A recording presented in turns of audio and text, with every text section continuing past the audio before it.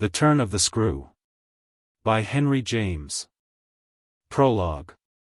The story had held us, round the fire, sufficiently breathless, but except the obvious remark that it was gruesome, as, on Christmas Eve in an old house. A strange tale should essentially be. I remember no comment uttered till somebody happened to say that it was the only case he had met in which such a visitation had fallen on a child. The case, I may mention, was that of an apparition in just such an old house as had gathered us for the occasion, an appearance, of a dreadful kind. To a little boy sleeping in the room with his mother and waking her up in the terror of it. Waking her not to dissipate his dread and soothe him to sleep again, but to encounter also, herself, before she had succeeded in doing so, the same sight that had shaken him. It was this observation that drew from Douglas, not immediately, but later in the evening, a reply that had the interesting consequence to which I call attention. Someone else told a story not particularly effective, which I saw he was not following. This I took for a sign that he had himself something to produce and that we should only have to wait. We waited in fact till 2 nights later, but that same evening, before we scattered, he brought out what was in his mind. I quite agree, in regard to Griffin's ghost, or whatever it was, that its appearing first to the little boy, at so tender an age, adds a particular touch. But it's not the first occurrence of its charming kind that I know to have involved a child. If the child gives the effect another turn of the screw, what do you say to 2 children? We say, of course, somebody exclaimed, that they give 2 turns. Also that we want to hear about them. I can see Douglas there before the fire, to which he had got up to present his back, looking down at his interlocutor with his hands in his pockets. Nobody but me, till now, has ever heard. It's quite too horrible.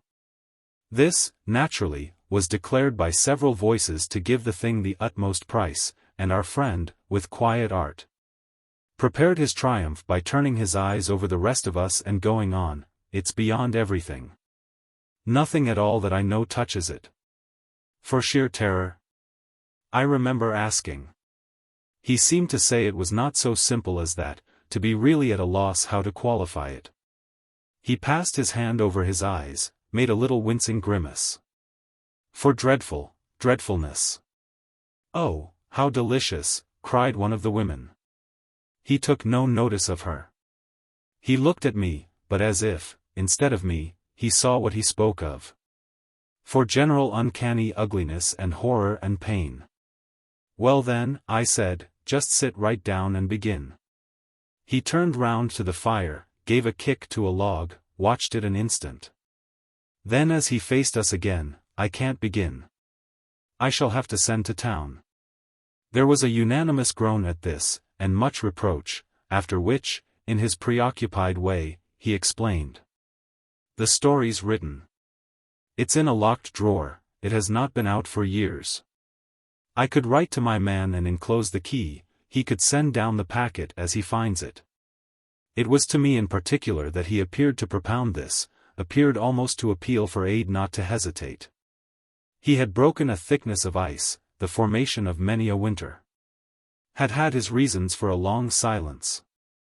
The others resented postponement, but it was just his scruples that charmed me. I adjured him to write by the first post and to agree with us for an early hearing. Then I asked him if the experience in question had been his own. To this his answer was prompt. Oh, thank God, no. And is the record yours? You took the thing down?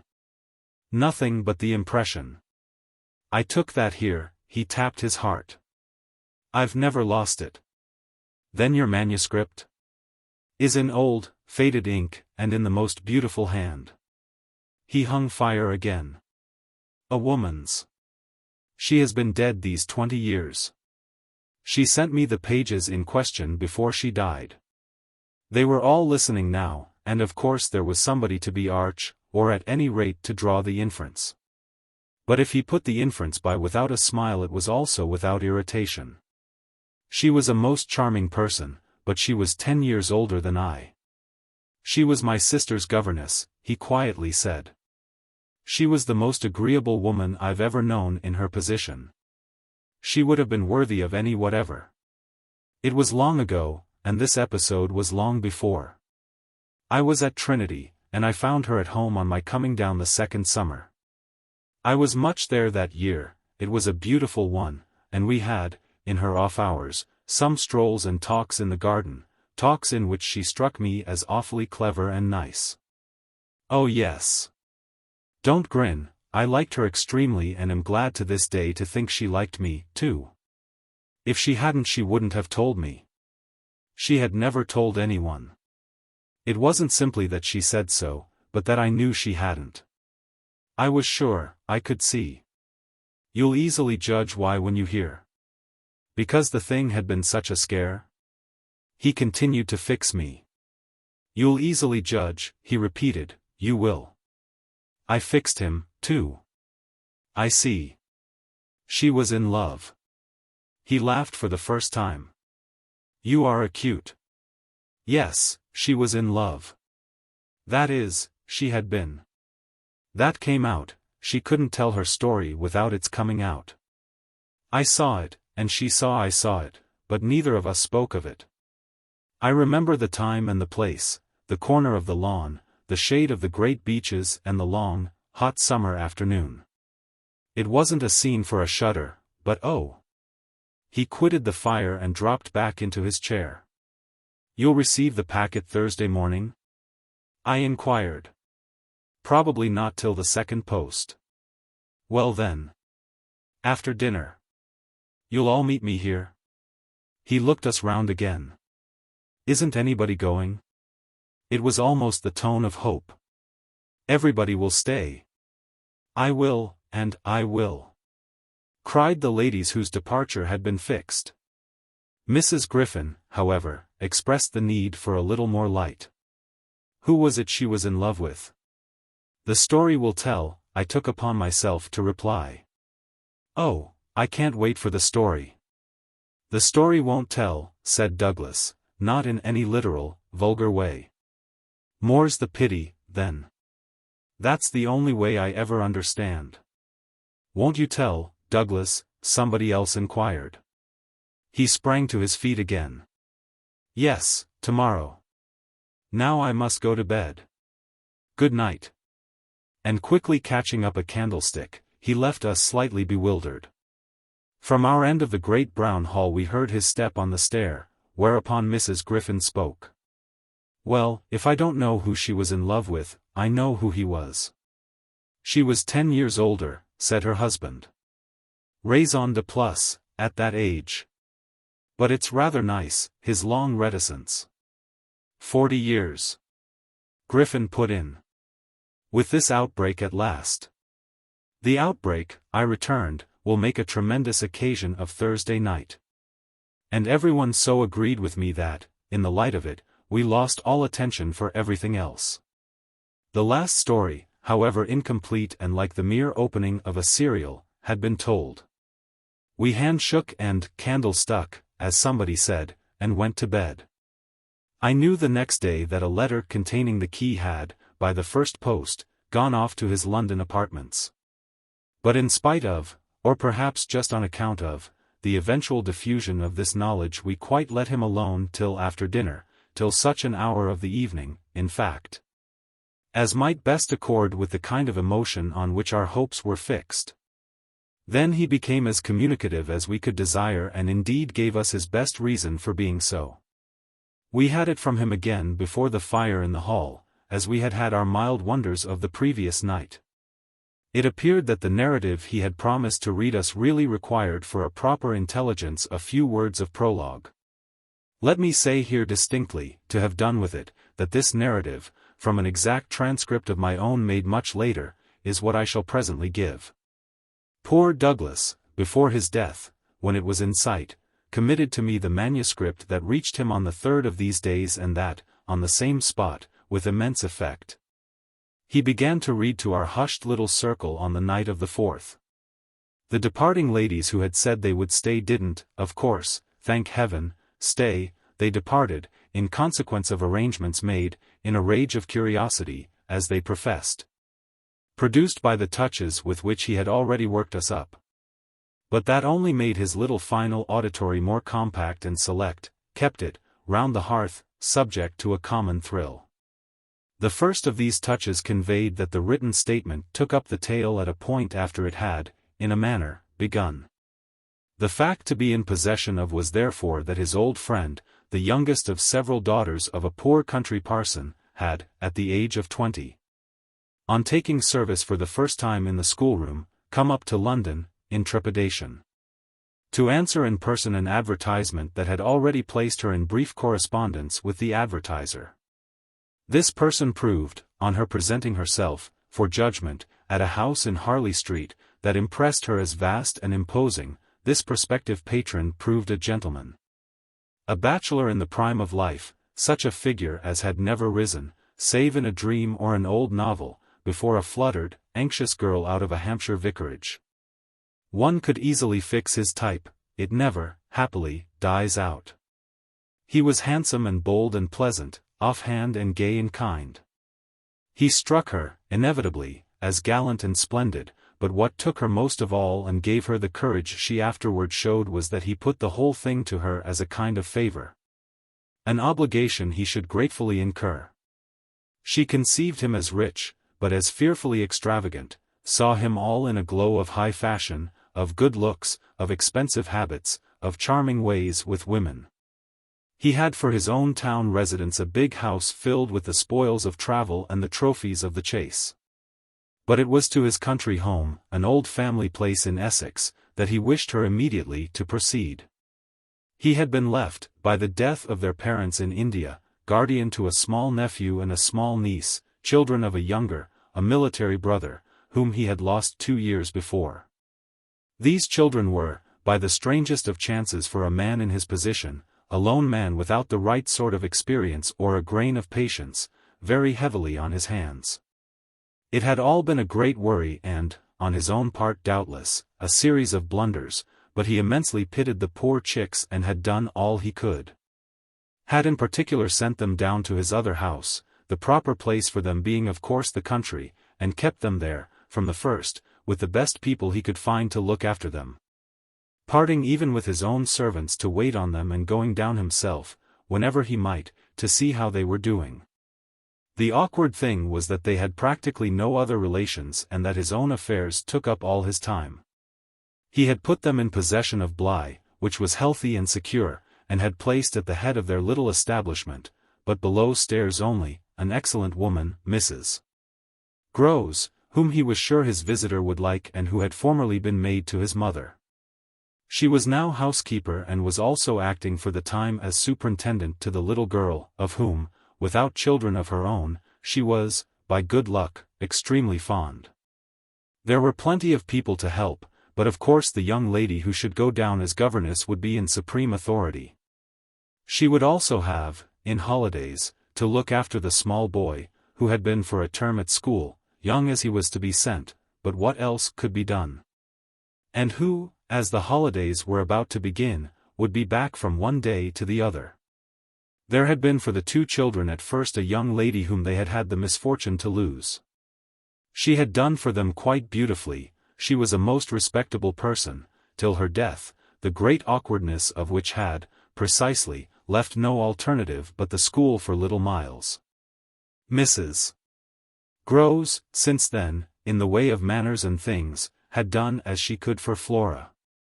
And there were, further, a cook, a housemaid, a dairywoman, an old pony, an old groom, and an old gardener, all likewise thoroughly respectable. So far had Douglas presented his picture when someone put a question. And what did the former governess die of so much respectability? Our friend's answer was prompt. That will come out. I don't anticipate. Excuse me, I thought that was just what you are doing. In her successor's place, I suggested, I should have wished to learn if the office brought with it necessary danger to life. Douglas completed my thought. She did wish to learn, and she did learn. You shall hear tomorrow what she learned. Meanwhile, of course, the prospect struck her as slightly grim. She was young, untried, nervous, it was a vision of serious duties and little company, of really great loneliness. She hesitated, took a couple of days to consult and consider. But the salary offered much exceeded her modest measure, and on a second interview she faced the music, she engaged. And Douglas, with this, made a pause that, for the benefit of the company, moved me to throw in. The moral of which was of course the seduction exercised by the splendid young man. She succumbed to it. He got up and, as he had done the night before, went to the fire, gave a stir to a log with his foot, then stood a moment with his back to us. She saw him only twice. Yes, but that's just the beauty of her passion. A little to my surprise, on this, Douglas turned round to me. It was the beauty of it.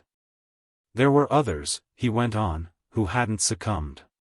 He told her frankly all his difficulty, that for several applicants the conditions had been prohibitive. They were, somehow, simply afraid. It sounded dull, it sounded strange. And all the more so because of his main condition. Which was that she should never trouble him, but never, neither appeal nor complain nor write about anything. Only meet all questions herself, receive all moneys from his solicitor, take the whole thing over and let him alone. She promised to do this, and she mentioned to me that when, for a moment, disburdened, delighted, he held her hand, thanking her for the sacrifice, she already felt rewarded. But was that all her reward? One of the ladies asked. She never saw him again. Oh, said the lady. Which, as our friend immediately left us again, was the only other word of importance contributed to the subject till, the next night, by the corner of the hearth, in the best chair, he opened the faded red cover of a thin old-fashioned gilt-edged album. The whole thing took indeed more nights than one, but on the first occasion the same lady put another question. What is your title? I haven't one. Oh, I have, I said. But Douglas, without heeding me, had begun to read with a fine clearness that was like a rendering to the ear of the beauty of his author's hand. How do you find this book? Any thoughts about the book or the author? Any suggestion for improvement?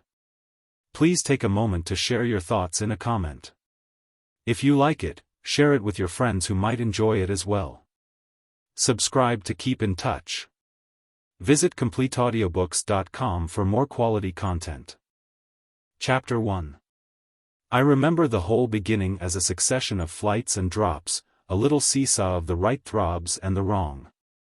After rising, in town, to meet his appeal, I had at all events a couple of very bad days, found myself doubtful again, felt indeed sure I had made a mistake. In this state of mind I spent the long hours of bumping, swinging coach that carried me to the stopping place at which I was to be met by a vehicle from the house.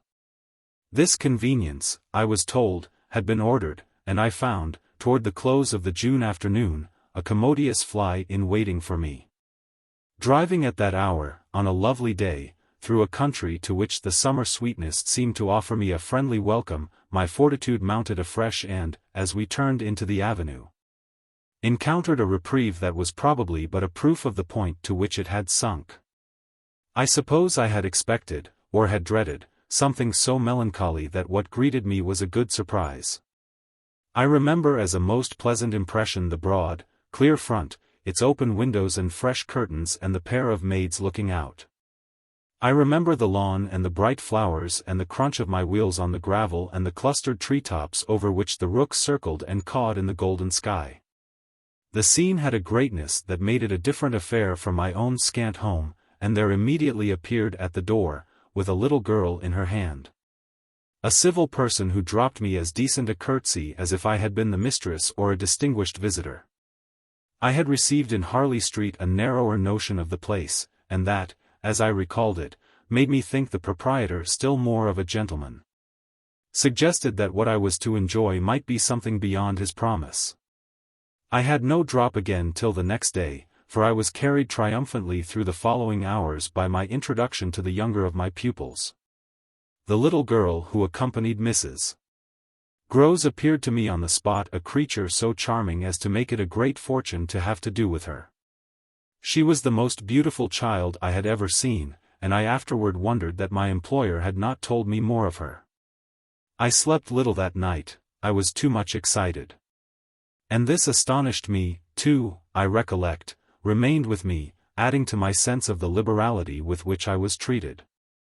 The large, impressive room, one of the best in the house, the great state bed, as I almost felt it, the full, figured draperies, the long glasses in which, for the first time, I could see myself from head to foot, all struck me, like the extraordinary charm of my small charge, as so many things thrown in. It was thrown in as well, from the first moment, that I should get on with Mrs. Grose in a relation over which, on my way, in the coach, I fear I had rather brooded.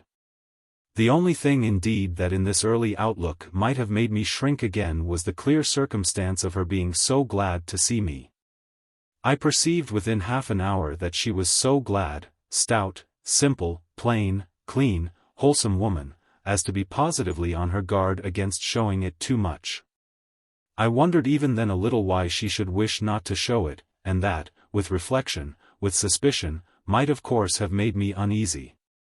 But it was a comfort that there could be no uneasiness in a connection with anything so beatific as the radiant image of my little girl, the vision of whose angelic beauty had probably more than anything else to do with the restlessness that, before morning, made me several times rise and wander about my room to take in the whole picture and prospect. To watch, from my open window, the faint summer dawn, to look at such portions of the rest of the house as I could catch, and to listen, while, in the fading dusk, the first birds began to twitter, for the possible recurrence of a sound or two, less natural and not without, but within, that I had fancied I heard. There had been a moment when I believed I recognized, faint and far, the cry of a child. There had been another when I found myself just consciously starting as at the passage, before my door, of a light footstep. But these fancies were not marked enough not to be thrown off, and it is only in the light, or the gloom, I should rather say, of other and subsequent matters that they now come back to me.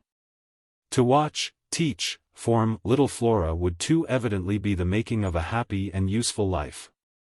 It had been agreed between us downstairs that after this first occasion I should have her as a matter of course at night, her small white bed being already arranged, to that end, in my room. What I had undertaken was the whole care of her, and she had remained, just this last time, with Mrs. Grose only as an effect of our consideration for my inevitable strangeness and her natural timidity.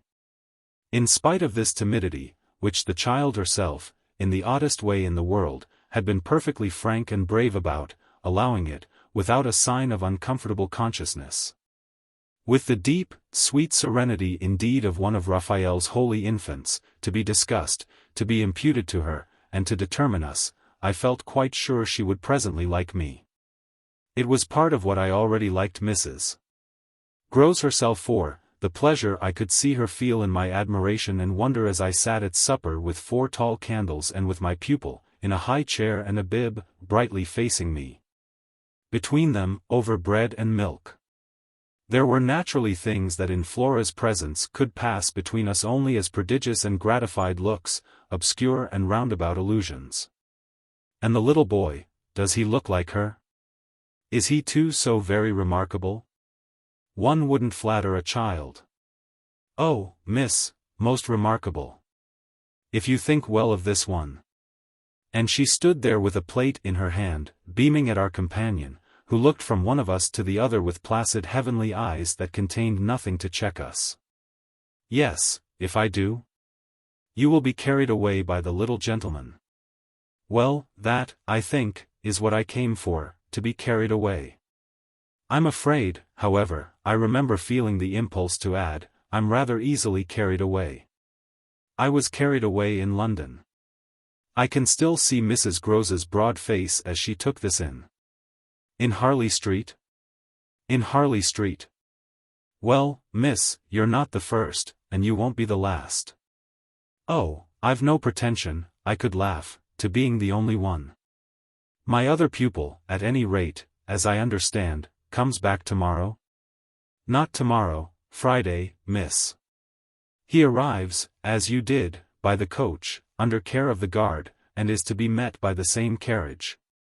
I forthwith expressed that the proper as well as the pleasant and friendly thing would be therefore that on the arrival of the public conveyance I should be in waiting for him with his little sister.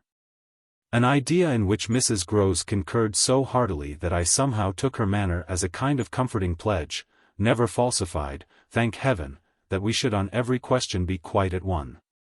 Oh, she was glad I was there. What I felt the next day was, I suppose, nothing that could be fairly called a reaction from the cheer of my arrival. It was probably at the most only a slight oppression produced by a fuller measure of the scale, as I walked round them, gazed up at them, took them in, of my new circumstances. They had, as it were, an extent and mass for which I had not been prepared and in the presence of which I found myself, freshly, a little scared as well as a little proud. Lessons, in this agitation, certainly suffered some delay. I reflected that my first duty was, by the gentlest arts I could contrive, to win the child into the sense of knowing me. I spent the day with her out of doors. I arranged with her, to her great satisfaction, that it should be she only, who might show me the place. She showed it step by step and room by room and secret by secret, with droll, delightful, childish talk about it, and with the result, in half an hour, of our becoming immense friends. Young as she was, I was struck, throughout our little tour, with her confidence and courage with the way, in empty chambers and dull corridors, on crooked staircases that made me pause, and even on the summit of an old machicolated square tower that made me dizzy, her morning music. Her disposition to tell me so many more things than she asked, rang out and led me on. I have not seen Bly since the day I left it, and I dare say that to my older and more informed eyes it would now appear sufficiently contracted. But as my little conductress, with her hair of gold and her frock of blue, danced before me round corners and pattered down passages, I had the view of a castle of romance inhabited by a rosy sprite. Such a place as would somehow, for diversion of the young idea, take all color out of storybooks and fairy tales. Wasn't it just a storybook over which I had fallen a doze and a dream? No. It was a big, ugly, antique, but convenient house, embodying a few features of a building still older, half replaced and half utilized, in which I had the fancy of our being almost as lost as a handful of passengers in a great drifting ship. Well, I was, strangely, at the helm. Chapter 2. This came home to me when, 2 days later, I drove over with Flora to meet, as Mrs. Grose said, the little gentleman. And all the more for an incident that, presenting itself the second evening, had deeply disconcerted me. The first day had been, on the whole, as I have expressed, reassuring. But I was to see it wind up in keen apprehension. The post-bag, that evening, it came late, contained a letter for me, which, however, in the hand of my employer, I found to be composed but of a few words enclosing another, addressed to himself, with a seal still unbroken. This, I recognize, is from the headmaster, and the headmaster's an awful bore. Read him, please, deal with him, but mind you don't report. Not a word. I'm off. I broke the seal with a great effort, so great a one that I was a long time coming to it, took the unopened missive at last up to my room and only attacked it just before going to bed. I had better have let it wait till morning, for it gave me a second sleepless night. With no counsel to take, the next day, I was full of distress. And it finally got so the better of me that I determined to open myself at least to Mrs. Grose. What does it mean? The child's dismissed his school. She gave me a look that I remarked at the moment, then, visibly, with a quick blankness, seemed to try to take it back. But aren't they all? Sent home, yes. But only for the holidays. Miles may never go back at all. Consciously, under my attention, she reddened. They won't take him? They absolutely decline. At this she raised her eyes, which she had turned from me. I saw them fill with good tears. What has he done? I hesitated. Then I judged best simply to hand her my letter, which, however, had the effect of making her, without taking it, simply put her hands behind her. She shook her head sadly. Such things are not for me, miss. My counselor couldn't read. I winced at my mistake, which I attenuated as I could, and opened my letter again to repeat it to her. Then, faltering in the act and folding it up once more, I put it back in my pocket. Is he really bad? The tears were still in her eyes. Do the gentlemen say so? They go into no particulars. They simply express their regret that it should be impossible to keep him. That can have only one meaning. Mrs. Grose listened with dumb emotion. She forbore to ask me what this meaning might be.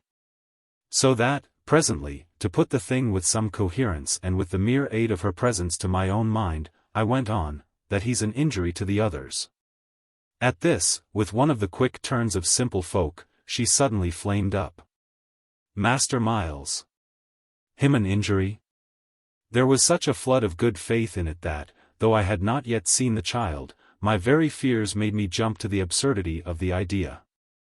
I found myself, to meet my friend the better, offering it, on the spot, sarcastically. To his poor little innocent mates.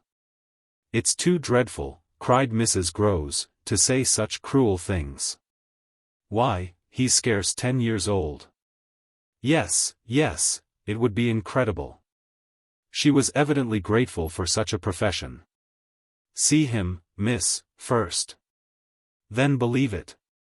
I felt forthwith a new impatience to see him. It was the beginning of a curiosity that, for all the next hours, was to deepen almost to pain.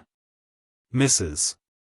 Grose was aware, I could judge, of what she had produced in me, and she followed it up with assurance. You might as well believe it of the little lady. Bless her, she added the next moment, look at her. I turned and saw that Flora, whom, 10 minutes before, I had established in the schoolroom with a sheet of white paper, a pencil, and a copy of nice, round O's, now presented herself to view at the open door. She expressed in her little way an extraordinary detachment from disagreeable duties, looking to me, however, with a great childish light that seemed to offer it as a mere result of the affection she had conceived for my person, which had rendered necessary that she should follow me. I needed nothing more than this to feel the full force of Mrs. Grose's comparison, and, catching my pupil in my arms, covered her with kisses in which there was a sob of atonement. None the less, the rest of the day I watched for further occasion to approach my colleague, especially as, toward evening, I began to fancy she rather sought to avoid me. I overtook her, I remember, on the staircase. We went down together, and at the bottom I detained her, holding her there with a hand on her arm. I take what you said to me at noon as a declaration that you've never known him to be bad. She threw back her head. She had clearly, by this time, and very honestly, adopted an attitude. Oh, never known him, I don't pretend that. I was upset again. Then you have known him? Yes indeed, miss, thank God. On reflection I accepted this. You mean that a boy who never is no boy for me. I held her tighter. You like them with the spirit to be naughty? Then, keeping pace with her answer, so do I. I eagerly brought out. But not to the degree to contaminate. To contaminate? My big word left her at a loss. I explained it. To corrupt. She stared, taking my meaning in, but it produced in her an odd laugh. Are you afraid he'll corrupt you? She put the question with such a fine bold humor that, with a laugh, a little silly doubtless, to match her own, I gave way for the time to the apprehension of ridicule. But the next day, as the hour for my drive approached, I cropped up in another place. What was the lady who was here before? The last governess? She was also young and pretty, almost as young and almost as pretty, miss, even as you. Ah, then, I hope her youth and her beauty helped her. I recollect throwing off. He seems to like us young and pretty. Oh, he did, Mrs. Grose assented, it was the way he liked everyone. She had no sooner spoken indeed than she caught herself up. I mean that's his way, the master's. I was struck. But of whom did you speak first? She looked blank, but she colored. Why, of him. Of the master? Of who else? There was so obviously no one else that the next moment I had lost my impression of her having accidentally said more than she meant, and I merely asked what I wanted to know. Did she see anything in the boy? That wasn't right. She never told me. I had a scruple, but I overcame it. Was she careful, particular? Mrs. Grose appeared to try to be conscientious. About some things, yes. But not about all. Again she considered. Well, miss, she's gone. I won't tell tales. I quite understand your feeling, I hastened to reply. But I thought it, after an instant, not opposed to this concession to pursue, did she die here? No, she went off. I don't know what there was in this brevity of Mrs. Grose's that struck me as ambiguous. Went off to die. Mrs.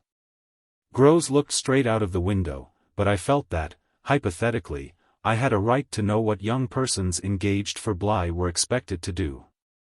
She was taken ill, you mean, and went home? She was not taken ill, so far as appeared, in this house. She left it, at the end of the year, to go home, as she said, for a short holiday, to which the time she had put in had certainly given her a right. We had then a young woman, a nursemaid who had stayed on and who was a good girl and clever, and she took the children altogether for the interval. But our young lady never came back, and at the very moment I was expecting her I heard from the master that she was dead. I turned this over. But of what? He never told me.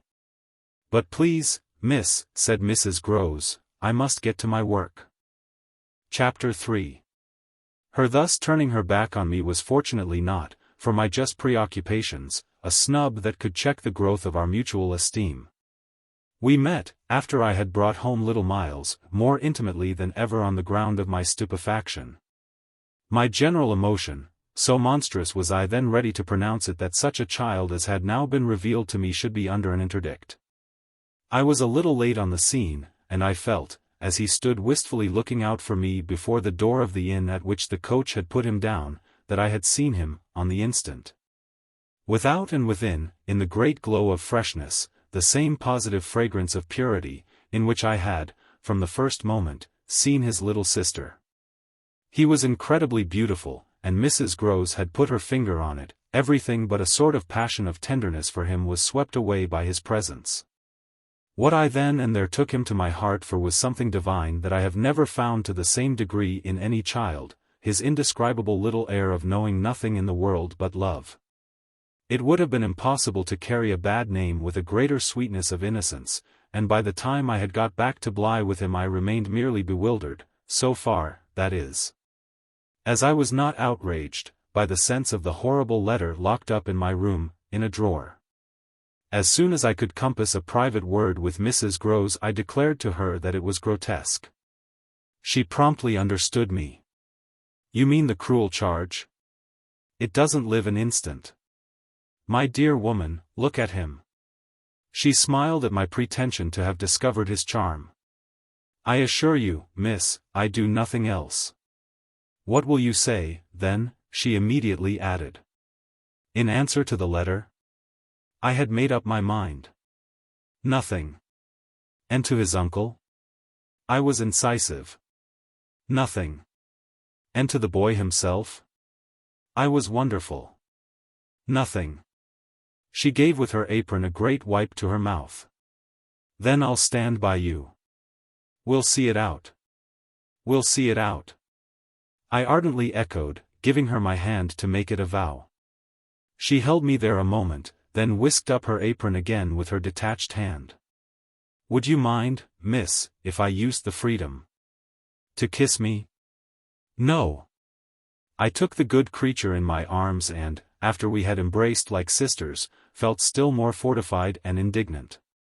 This, at all events, was for the time, a time so full that, as I recall the way it went, it reminds me of all the art I now need to make it a little distinct. What I look back at with amazement is the situation I accepted. I had undertaken, with my companion, to see it out, and I was under a charm, apparently, that could smooth away the extent and the far and difficult connections of such an effort. I was lifted aloft on a great wave of infatuation and pity. I found it simple, in my ignorance, my confusion, and perhaps my conceit, to assume that I could deal with a boy whose education for the world was all on the point of beginning. I am unable even to remember at this day what proposal I framed for the end of his holidays and the resumption of his studies.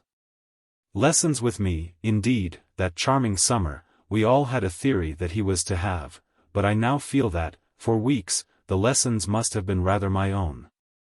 I learned something, at first, certainly, that had not been one of the teachings of my small, smothered life, learned to be amused, and even amusing, and not to think for the morrow. It was the first time, in a manner, that I had known space and air and freedom, all the music of summer and all the mystery of nature. And then there was consideration, and consideration was sweet. Oh, it was a trap, not designed, but deep, to my imagination, to my delicacy, perhaps to my vanity, to whatever, in me, was most excitable. The best way to picture it all is to say that I was off my guard. They gave me so little trouble, they were of a gentleness so extraordinary. I used to speculate, but even this with a dim disconnectedness, as to how the rough future, for all futures are rough, would handle them and might bruise them. They had the bloom of health and happiness. And yet, as if I had been in charge of a pair of little grandees, of princes of the blood, for whom everything, to be right, would have to be enclosed and protected, the only form that, in my fancy, the after years could take for them was that of a romantic, a really royal extension of the garden and the park. It may be, of course, above all, that what suddenly broke into this gives the previous time a charm of stillness, that hush in which something gathers or crouches. The change was actually like the spring of a beast. In the first weeks the days were long. They often, at their finest, gave me what I used to call my own hour, the hour when, for my pupils, tea-time and bedtime having come and gone, I had, before my final retirement, a small interval alone. Much as I liked my companions, this hour was the thing in the day I liked most. And I liked it best of all when, as the light faded, or rather, should say, the day lingered and the last calls of the last birds sounded, in a flushed sky. From the old trees, I could take a turn into the grounds and enjoy, almost with a sense of property that amused and flattered me, the beauty and dignity of the place. It was a pleasure at these moments to feel myself tranquil and justified. Doubtless, perhaps, also to reflect that by my discretion, my quiet good sense and general high propriety, I was giving pleasure, if he ever thought of it, to the person to whose pressure I had responded. What I was doing was what he had earnestly hoped and directly asked of me, and that I could, after all, do it proved even a greater joy than I had expected. I dare say I fancied myself, in short, a remarkable young woman and took comfort in the faith that this would more publicly appear. Well, I needed to be remarkable to offer affront to the remarkable things that presently gave their first sign. It was plump, one afternoon, in the middle of my very hour, the children were tucked away, and I had come out for my stroll.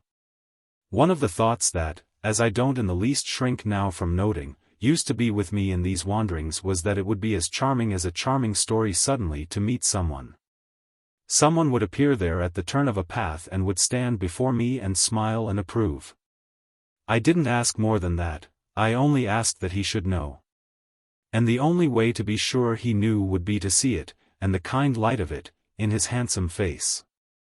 That was exactly present to me, by which I mean the face was, when, on the first of these occasions, at the end of a long June day, I stopped short on emerging from one of the plantations and coming into view of the house.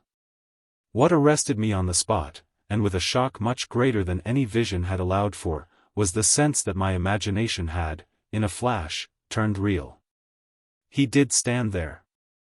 But high up, beyond the lawn and at the very top of the tower to which, on that first morning, little Flora had conducted me. This tower was one of a pair, square, incongruous, crenellated structures, that were distinguished, for some reason, though I could see little difference, as the new and the old. They flanked opposite ends of the house and were probably architectural absurdities, redeemed in a measure indeed by not being wholly disengaged nor of a height too pretentious, dating in their gingerbread antiquity, from a romantic revival that was already a respectable past. I admired them, had fancies about them, for we could all profit in a degree, especially when they loomed through the dusk, by the grandeur of their actual battlements. Yet it was not at such an elevation that the figure I had so often invoked seemed most in place. It produced in me, this figure, in the clear twilight, I remember, two distinct gasps of emotion, which were, sharply, the shock of my first and that of my second surprise. My second was a violent perception of the mistake of my first. The man who met my eyes was not the person I had precipitately supposed. There came to me thus a bewilderment of vision of which, after these years, there is no living view that I can hope to give. An unknown man in a lonely place is a permitted object of fear to a young woman privately bred. And the figure that faced me was, a few more seconds assured me, as little anyone else I knew as it was the image that had been in my mind. I had not seen it in Harley Street, I had not seen it anywhere. The place, moreover, in the strangest way in the world, had, on the instant, and by the very fact of its appearance, become a solitude. To me at least, making my statement here with a deliberation with which I have never made it, the whole feeling of the moment returns. It was as if, while I took in, what I did take in, all the rest of the scene had been stricken with death. I can hear again, as I write, the intense hush in which the sounds of evening dropped. The rook stopped cawing in the golden sky, and the friendly hour lost, for the minute, all its voice. But there was no other change in nature, unless indeed it were a change that I saw with a stranger sharpness. The gold was still in the sky, the clearness in the air, and the man who looked at me over the battlements was as definite as a picture in a frame. That's how I thought, with extraordinary quickness, of each person that he might have been and that he was not. We were confronted across our distance quite long enough for me to ask myself with intensity who then he was and to feel, as an effect of my inability to say. A wonder that in a few instants more became intense. The great question, or one of these, is, afterward, I know, with regard to certain matters, the question of how long they have lasted. Well, this matter of mine, think what you will of it, lasted while I caught at a dozen possibilities, none of which made a difference for the better, that I could see. In their having been in the house, and for how long, above all. A person of whom I was in ignorance. It lasted while I just bridled a little with the sense that my office demanded that there should be no such ignorance and no such person. It lasted while this visitant, at all events, and there was a touch of the strange freedom, as I remember, in the sign of familiarity of his wearing no hat, seemed to fix me, from his position. With just the question, just the scrutiny through the fading light, that his own presence provoked. We were too far apart to call to each other, but there was a moment at which, at shorter range, some challenge between us, breaking the hush, would have been the right result of our straight mutual stare. He was in one of the angles, the one away from the house, very erect, as it struck me, and with both hands on the ledge. So I saw him as I see the letters I form on this page. Then, exactly, after a minute, as if to add to the spectacle, he slowly changed his place, passed, looking at me hard all the while, to the opposite corner of the platform. Yes, I had the sharpest sense that during this transit he never took his eyes from me, and I can see at this moment the way his hand, as he went, passed from one of the crenellations to the next. He stopped at the other corner, but less long, and even as he turned away still markedly fixed me. He turned away, that was all I knew. Chapter 4. It was not that I didn't wait, on this occasion, for more, for I was rooted as deeply as I was shaken. Was there a secret at Bly, a mystery of Udolpho or an insane, an unmentionable relative kept in unsuspected confinement? I can't say how long I turned it over, or how long, in a confusion of curiosity and dread, I remained where I had had my collision. I only recall that when I re-entered the house darkness had quite closed in. Agitation, in the interval, certainly had held me and driven me, for I must, in circling about the place, have walked 3 miles. But I was to be, later on, so much more overwhelmed that this mere dawn of alarm was a comparatively human chill. The most singular part of it, in fact, singular as the rest had been, was the part one became, in the hall, aware of in meeting Mrs. Grose. This picture comes back to me in the general train, the impression, as I received it on my return, of the wide white-panelled space, bright in the lamplight and with its portraits and red carpet. And of the good surprised look of my friend, which immediately told me she had missed me. It came to me straightway, under her contact, that, with plain heartiness, mere relieved anxiety at my appearance. She knew nothing whatever that could bear upon the incident I had there ready for her.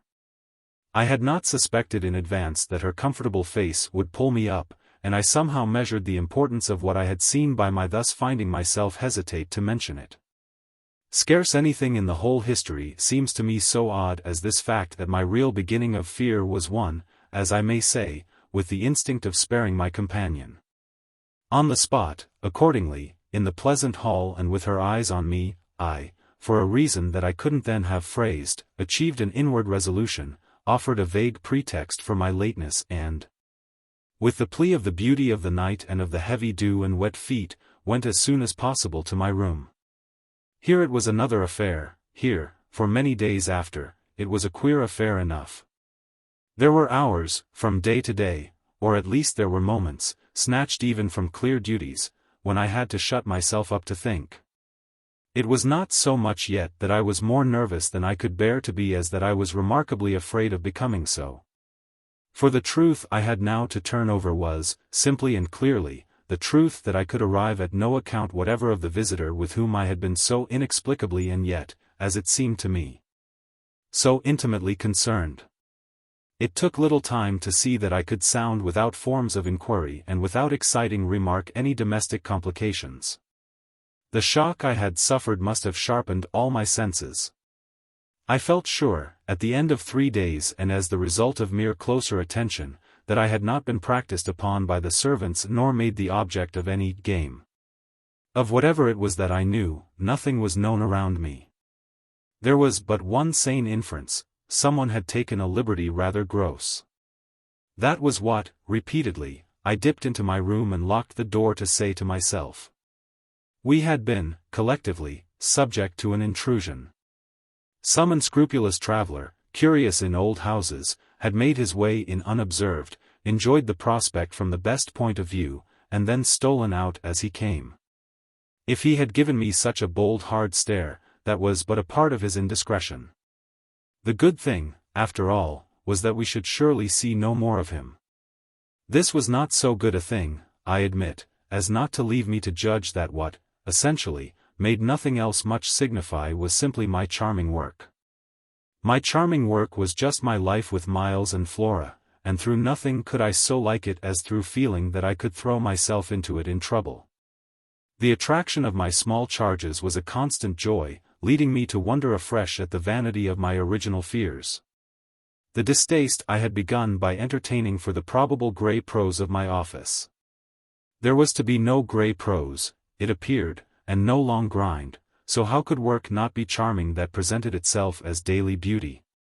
It was all the romance of the nursery and the poetry of the schoolroom. I don't mean by this, of course, that we studied only fiction and verse.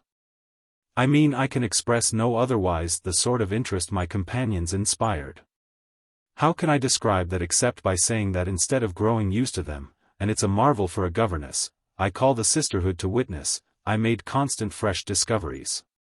There was one direction, assuredly, in which these discoveries stopped. Deep obscurity continued to cover the region of the boy's conduct at school. It had been promptly given me, I have noted, to face that mystery without a pang. Perhaps even it would be nearer the truth to say that, without a word, he himself had cleared it up. He had made the whole charge absurd. My conclusion bloomed there with the real rose flush of his innocence. He was only too fine and fair for the little horrid, unclean school world, and he had paid a price for it. I reflected acutely that the sense of such differences, such superiorities of quality, always, on the part of the majority, which could include even stupid Sordid headmasters turn infallibly to the vindictive. Both the children had a gentleness, it was their only fault, and it never made Miles a muff, that kept them, how shall I express it, almost impersonal and certainly quite unpunishable. They were like the cherubs of the anecdote, who had, morally, at any rate, nothing to whack. I remember feeling with Miles in especial as if he had had, as it were, no history. We expect of a small child a scant one, but there was in this beautiful little boy something extraordinarily sensitive, yet extraordinarily happy, that, more than in any creature of his age I have seen, struck me as beginning anew each day. He had never for a second suffered. I took this as a direct disproof of his having really been chastised. If he had been wicked he would have caught it, and I should have caught it by the rebound, I should have found the trace. I found nothing at all, and he was therefore an angel. He never spoke of his school, never mentioned a comrade or a master, and I, for my part, was quite too much disgusted to allude to them. Of course I was under the spell, and the wonderful part is that, even at the time, I perfectly knew I was. But I gave myself up to it, it was an antidote to any pain, and I had more pains than one. I was in receipt in these days of disturbing letters from home, where things were not going well. But with my children, what things in the world mattered? That was the question I used to put to my scrappy retirements. I was dazzled by their loveliness. There was a Sunday, to get on, when it rained with such force and for so many hours that there could be no procession to church. In consequence of which, as the day declined, I had arranged with Mrs. Grose that, should the evening show improvement, we would attend together the late service. The rain happily stopped, and I prepared for our walk, which, through the park and by the good road to the village, would be a matter of 20 minutes. Coming downstairs to meet my colleague in the hall, I remembered a pair of gloves that had required 3 stitches and that had received them, with a publicity perhaps not edifying, while I sat with the children at their tea, served on Sundays. By exception, in that cold, clean temple of mahogany and brass, the grown-up dining room. The gloves had been dropped there, and I turned in to recover them. The day was grey enough, but the afternoon light still lingered, and it enabled me, on crossing the threshold, not only to recognize, on a chair near the wide window, then closed, the articles I wanted, but to become aware of a person on the other side of the window and looking straight in. One step into the room had sufficed, my vision was instantaneous, it was all there. The person looking straight in was the person who had already appeared to me. He appeared thus again with I won't say greater distinctness, for that was impossible, but with a nearness that represented a forward stride in our intercourse and made me, as I met him, catch my breath and turn cold. He was the same, and seen, this time, as he had been seen before, from the waist up, the window, though the dining room was on the ground floor. Not going down to the terrace on which he stood. His face was close to the glass, yet the effect of this better view was, strangely, only to show me how intense the former had been.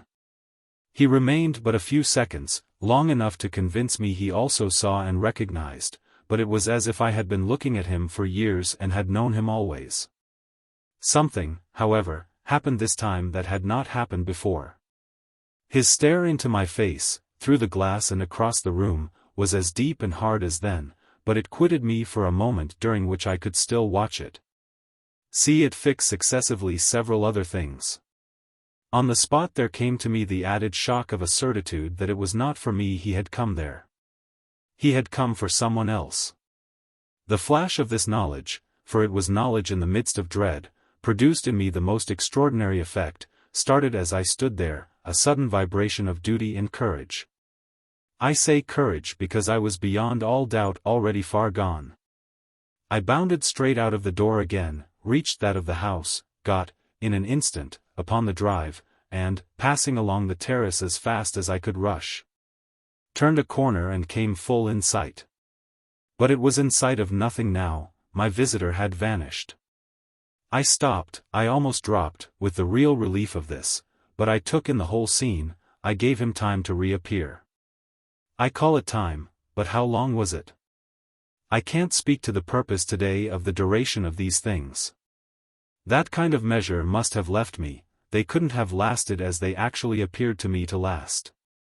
The terrace and the whole place, the lawn and the garden beyond it, all I could see of the park, were empty with a great emptiness. There were shrubberies and big trees, but I remember the clear assurance I felt that none of them concealed him. He was there or was not there if I didn't see him. I got hold of this. Then, instinctively, instead of returning as I had come, went to the window. It was confusedly present to me that I ought to place myself where he had stood. I did so. I applied my face to the pane and looked, as he had looked, into the room. As if, at this moment, to show me exactly what his range had been, Mrs. Grose, as I had done for himself just before, came in from the hall.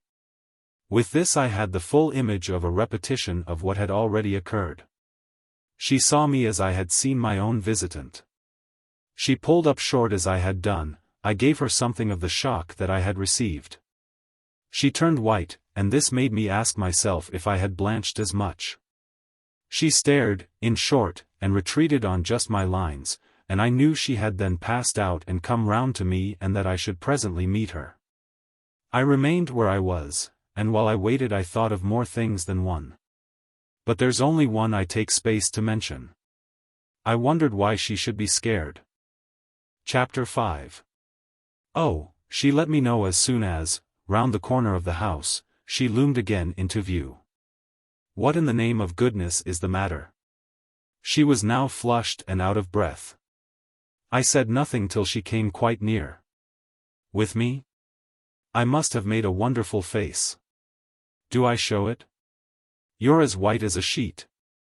You look awful. I considered. I could meet on this, without scruple, any innocence. My need to respect the bloom of Mrs. Grose's had dropped, without a rustle, from my shoulders, and if I wavered for the instant it was not with what I kept back. I put out my hand to her and she took it. I held her hard a little, liking to feel her close to me. There was a kind of support in the shy heave of her surprise. You came for me for church, of course, but I can't go. Has anything happened? Yes. You must know now. Did I look very queer?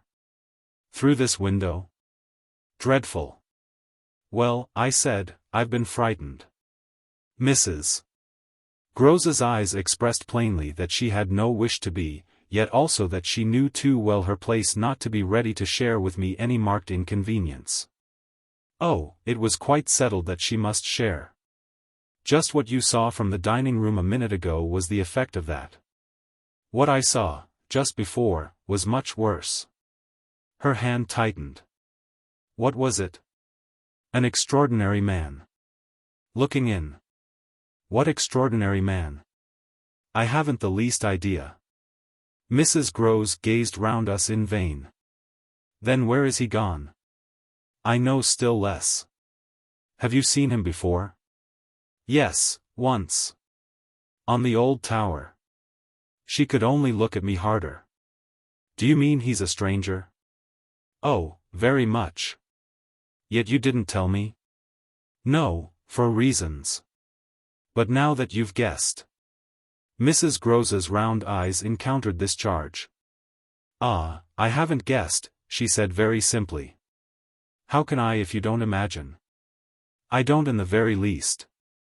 You've seen him nowhere but on the tower? And on this spot just now. Mrs. Grose looked round again. What was he doing on the tower?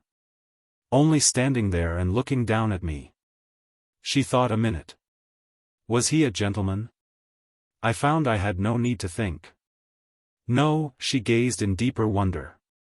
No. Then nobody about the place? Nobody from the village? Nobody. I didn't tell you, but I made sure. She breathed a vague relief. This was, oddly, so much to the good. It only went indeed a little way. But if he isn't a gentleman. What is he? He's a horror. A horror? He's, God help me if I know what he is. Mrs. Grose looked round once more. She fixed her eyes on the duskier distance, then, pulling herself together, turned to me with abrupt inconsequence. "It's time we should be at church." "Oh, I'm not fit for church." "Won't it do you good?" "It won't do them." I nodded at the house. "The children?" "I can't leave them now." "You're afraid?" I spoke boldly. "I'm afraid of him." Mrs. Grose's large face showed me, at this, for the first time. The faraway faint glimmer of a consciousness more acute. I somehow made out in it the delayed dawn of an idea I myself had not given her and that was as yet quite obscure to me. It comes back to me that I thought instantly of this as something I could get from her, and I felt it to be connected with the desire she presently showed to know more. When was it, on the tower? About the middle of the month. At this same hour. Almost at dark, said Mrs. Grose. Oh, no, not nearly. I saw him as I see you. Then how did he get in? And how did he get out? I laughed. I had no opportunity to ask him. This evening, you see, I pursued, he has not been able to get in. He only peeps. I hope it will be confined to that. She had now let go my hand. She turned away a little. I waited an instant, then I brought out, "Go to church. Goodbye. I must watch." Slowly she faced me again. "Do you fear for them?" We met in another long look. "Don't you?" Instead of answering she came nearer to the window and, for a minute, applied her face to the glass. "You see how he could see," I meanwhile went on. She didn't move. "How long was he here?" "Till I came out. I came to meet him." Mrs. Grose at last turned round, and there was still more in her face. "I couldn't have come out." "Neither could I." I laughed again. "But I did come. I have my duty." "So have I mine," she replied, after which she added, "What is he like?" "I've been dying to tell you." "But he's like nobody." "Nobody?" She echoed. "He has no hat." Then seeing in her face that she already, in this, with a deeper dismay, found a touch of picture, I quickly added stroke to stroke. "He has red hair, very red, close curling, and a pale face, long in shape, with straight, good features and little, rather queer whiskers that are as red as his hair. His eyebrows are, somehow, darker, they look particularly arched and as if they might move a good deal. His eyes are sharp, strange, awfully. But I only know clearly that they're rather small and very fixed. His mouth's wide, and his lips are thin, and except for his little whiskers he's quite clean-shaven. He gives me a sort of sense of looking like an actor." An actor. It was impossible to resemble one less, at least, than Mrs. Grose at that moment. "I've never seen one, but so I suppose them." "He's tall, active, erect," I continued, "but never, no, never, a gentleman." My companion's face had blanched as I went on, her round eyes started and her mild mouth gaped. "A gentleman?" She gasped, confounded, stupefied. "A gentleman he? You know him then?" She visibly tried to hold herself. "But he is handsome." I saw the way to help her. "Remarkably." "And dressed?" "In somebody's clothes. They're smart, but they're not his own." She broke into a breathless affirmative groan. "They're the master's." I caught it up. "You do know him?" She faltered but a second. "Quint," she cried. "Quint?" "Peter Quint, his own man, his valet, when he was here." "When the master was?" Gaping still, but meeting me, she pieced it all together. "He never wore his hat, but he did wear, well, there were waistcoats missed. They were both here, last year. Then the master went, and Quint was alone." I followed, but halting a little. "Alone?" "Alone with us." Then, as from a deeper depth, "In charge," she added. And what became of him? She hung fire so long that I was still more mystified. He went, too, she brought out at last. Went where? Her expression, at this, became extraordinary. God knows where. He died. Died? I almost shrieked. She seemed fairly to square herself, plant herself more firmly to utter the wonder of it. Yes. Mr. Quint is dead. Chapter 6. It took of course more than that particular passage to place us together in presence of what we had now to live with as we could, my dreadful liability to impressions of the order so vividly exemplified. And my companion's knowledge, henceforth, a knowledge half consternation and half compassion, of that liability. There had been, this evening, after the revelation left me, for an hour, so prostrate, there had been, for either of us, no attendance on any service but a little service of tears and vows. Of prayers and promises.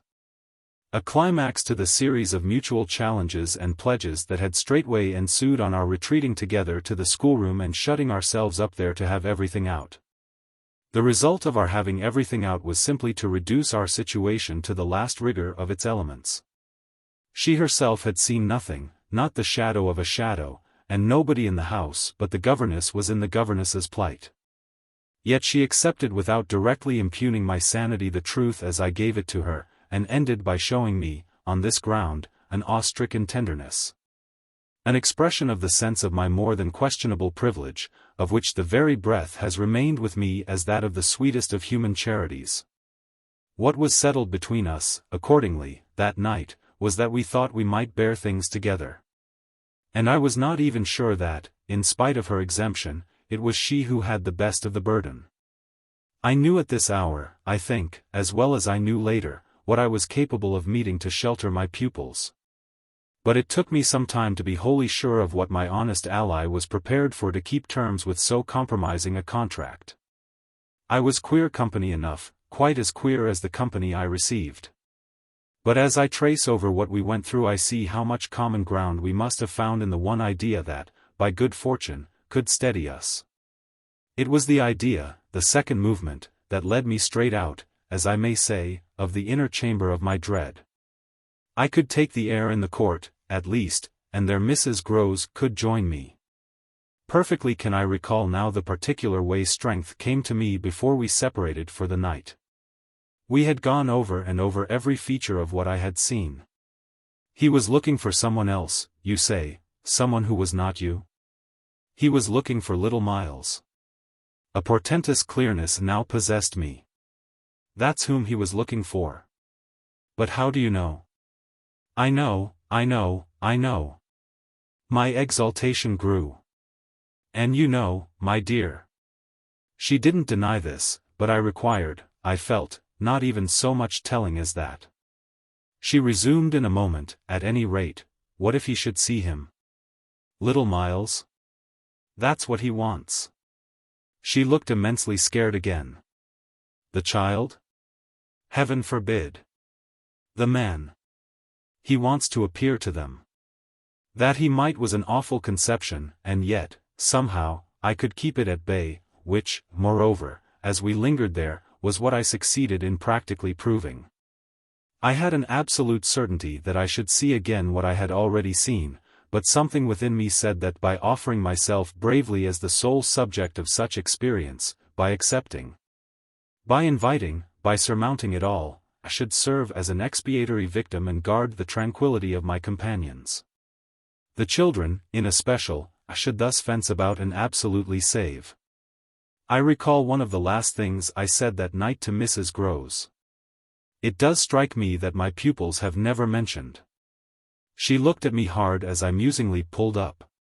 His having been here and the time they were with him? The time they were with him, and his name, his presence, his history, in any way. Oh, the little lady doesn't remember. She never heard or knew. The circumstances of his death? I thought with some intensity. Perhaps not. But Miles would remember, Miles would know. Ah, don't try him, broke from Mrs. Grose. I returned her the look she had given me. Don't be afraid. I continued to think. It is rather odd.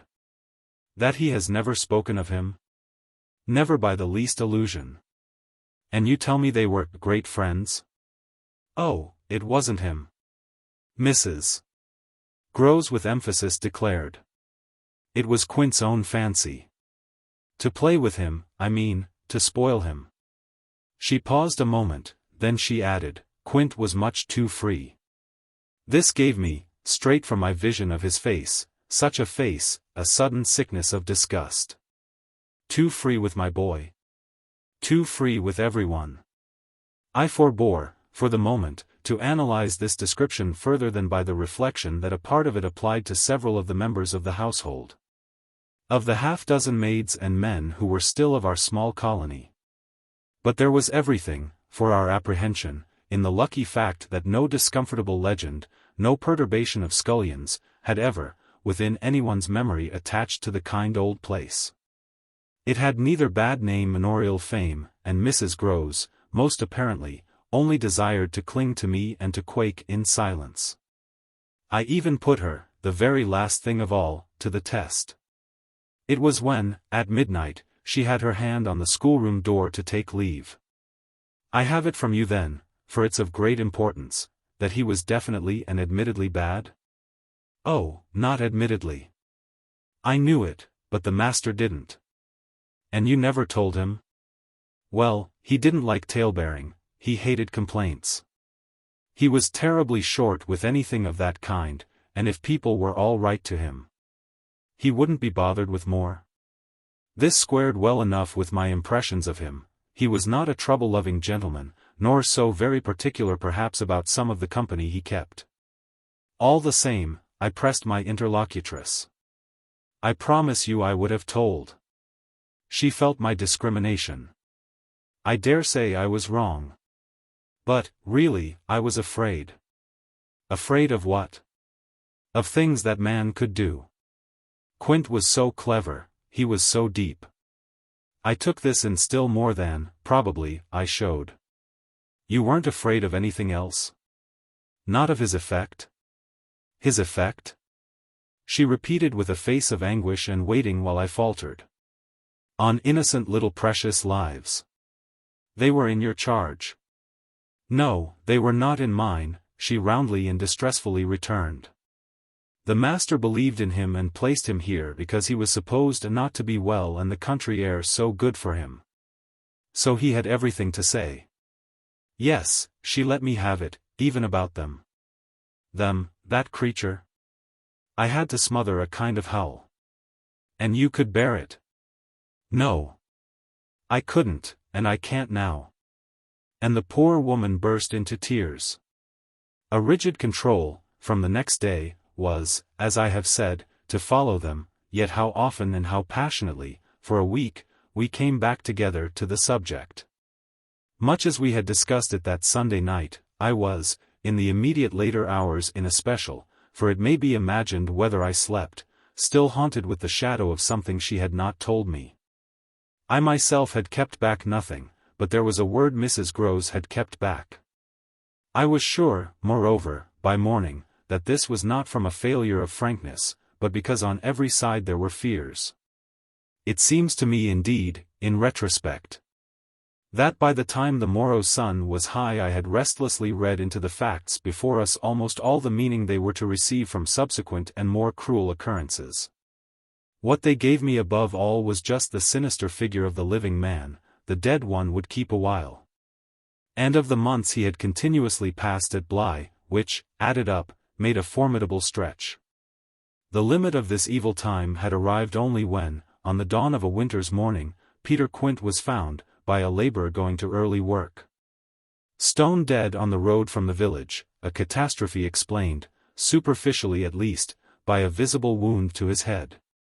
Such a wound as might have been produced, and as, on the final evidence, had been, by a fatal slip, in the dark and after leaving the public house, on the steepish icy slope, a wrong path altogether. At the bottom of which he lay. The icy slope, the turn mistaken at night and in liquor, accounted for much.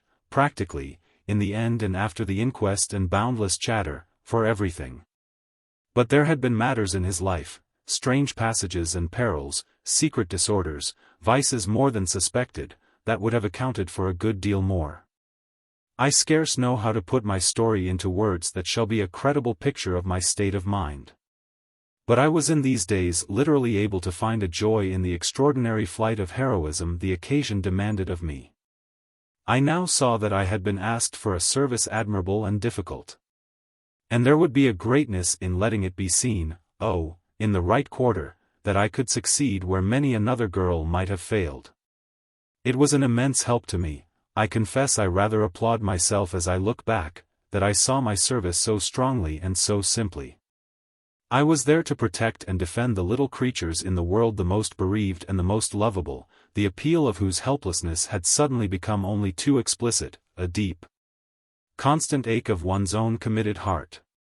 We were cut off, really, together, we were united in our danger. They had nothing but me, and I, well, I had them. It was in short a magnificent chance. This chance presented itself to me in an image richly material. I was a screen, I was to stand before them. The more I saw, the less they would. I began to watch them in a stifled suspense, a disguised excitement that might well, had it continued too long, have turned to something like madness. What saved me, as I now see, was that it turned to something else altogether. It didn't last as suspense, it was superseded by horrible proofs. Proofs, I say, yes, from the moment I really took hold. This moment dated from an afternoon hour that I happened to spend in the grounds with the younger of my pupils alone. We had left Miles indoors, on the red cushion of a deep window seat. He had wished to finish a book, and I had been glad to encourage a purpose so laudable in a young man whose only defect was an occasional excess of the restless.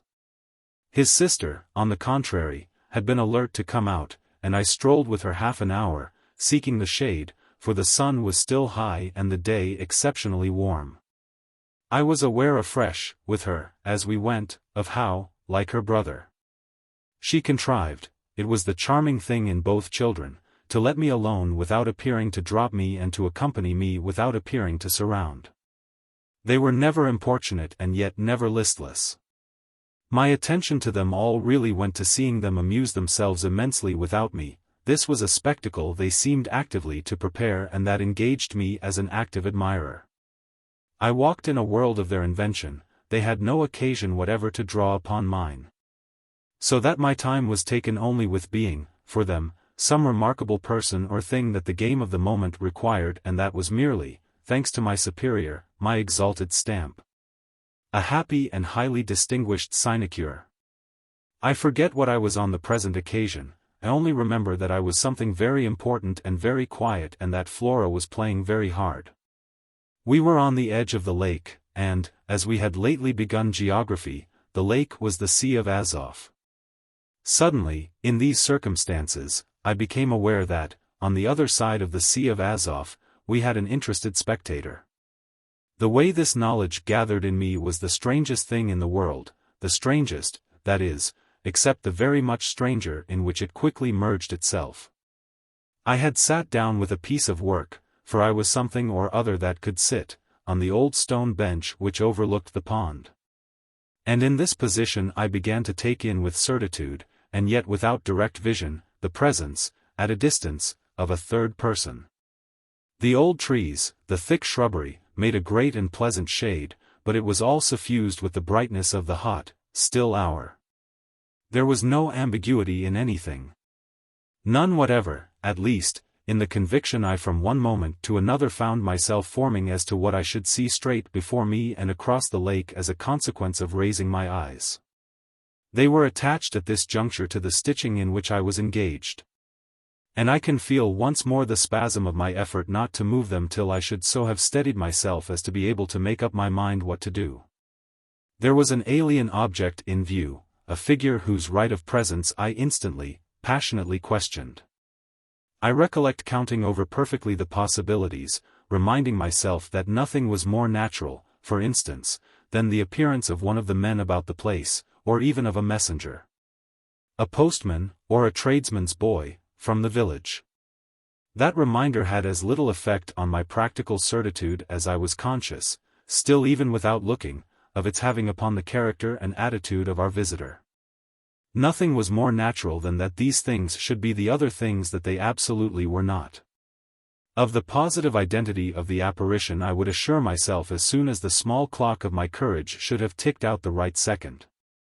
Meanwhile, with an effort that was already sharp enough, I transferred my eyes straight to little Flora, who, at the moment, was about 10 yards away.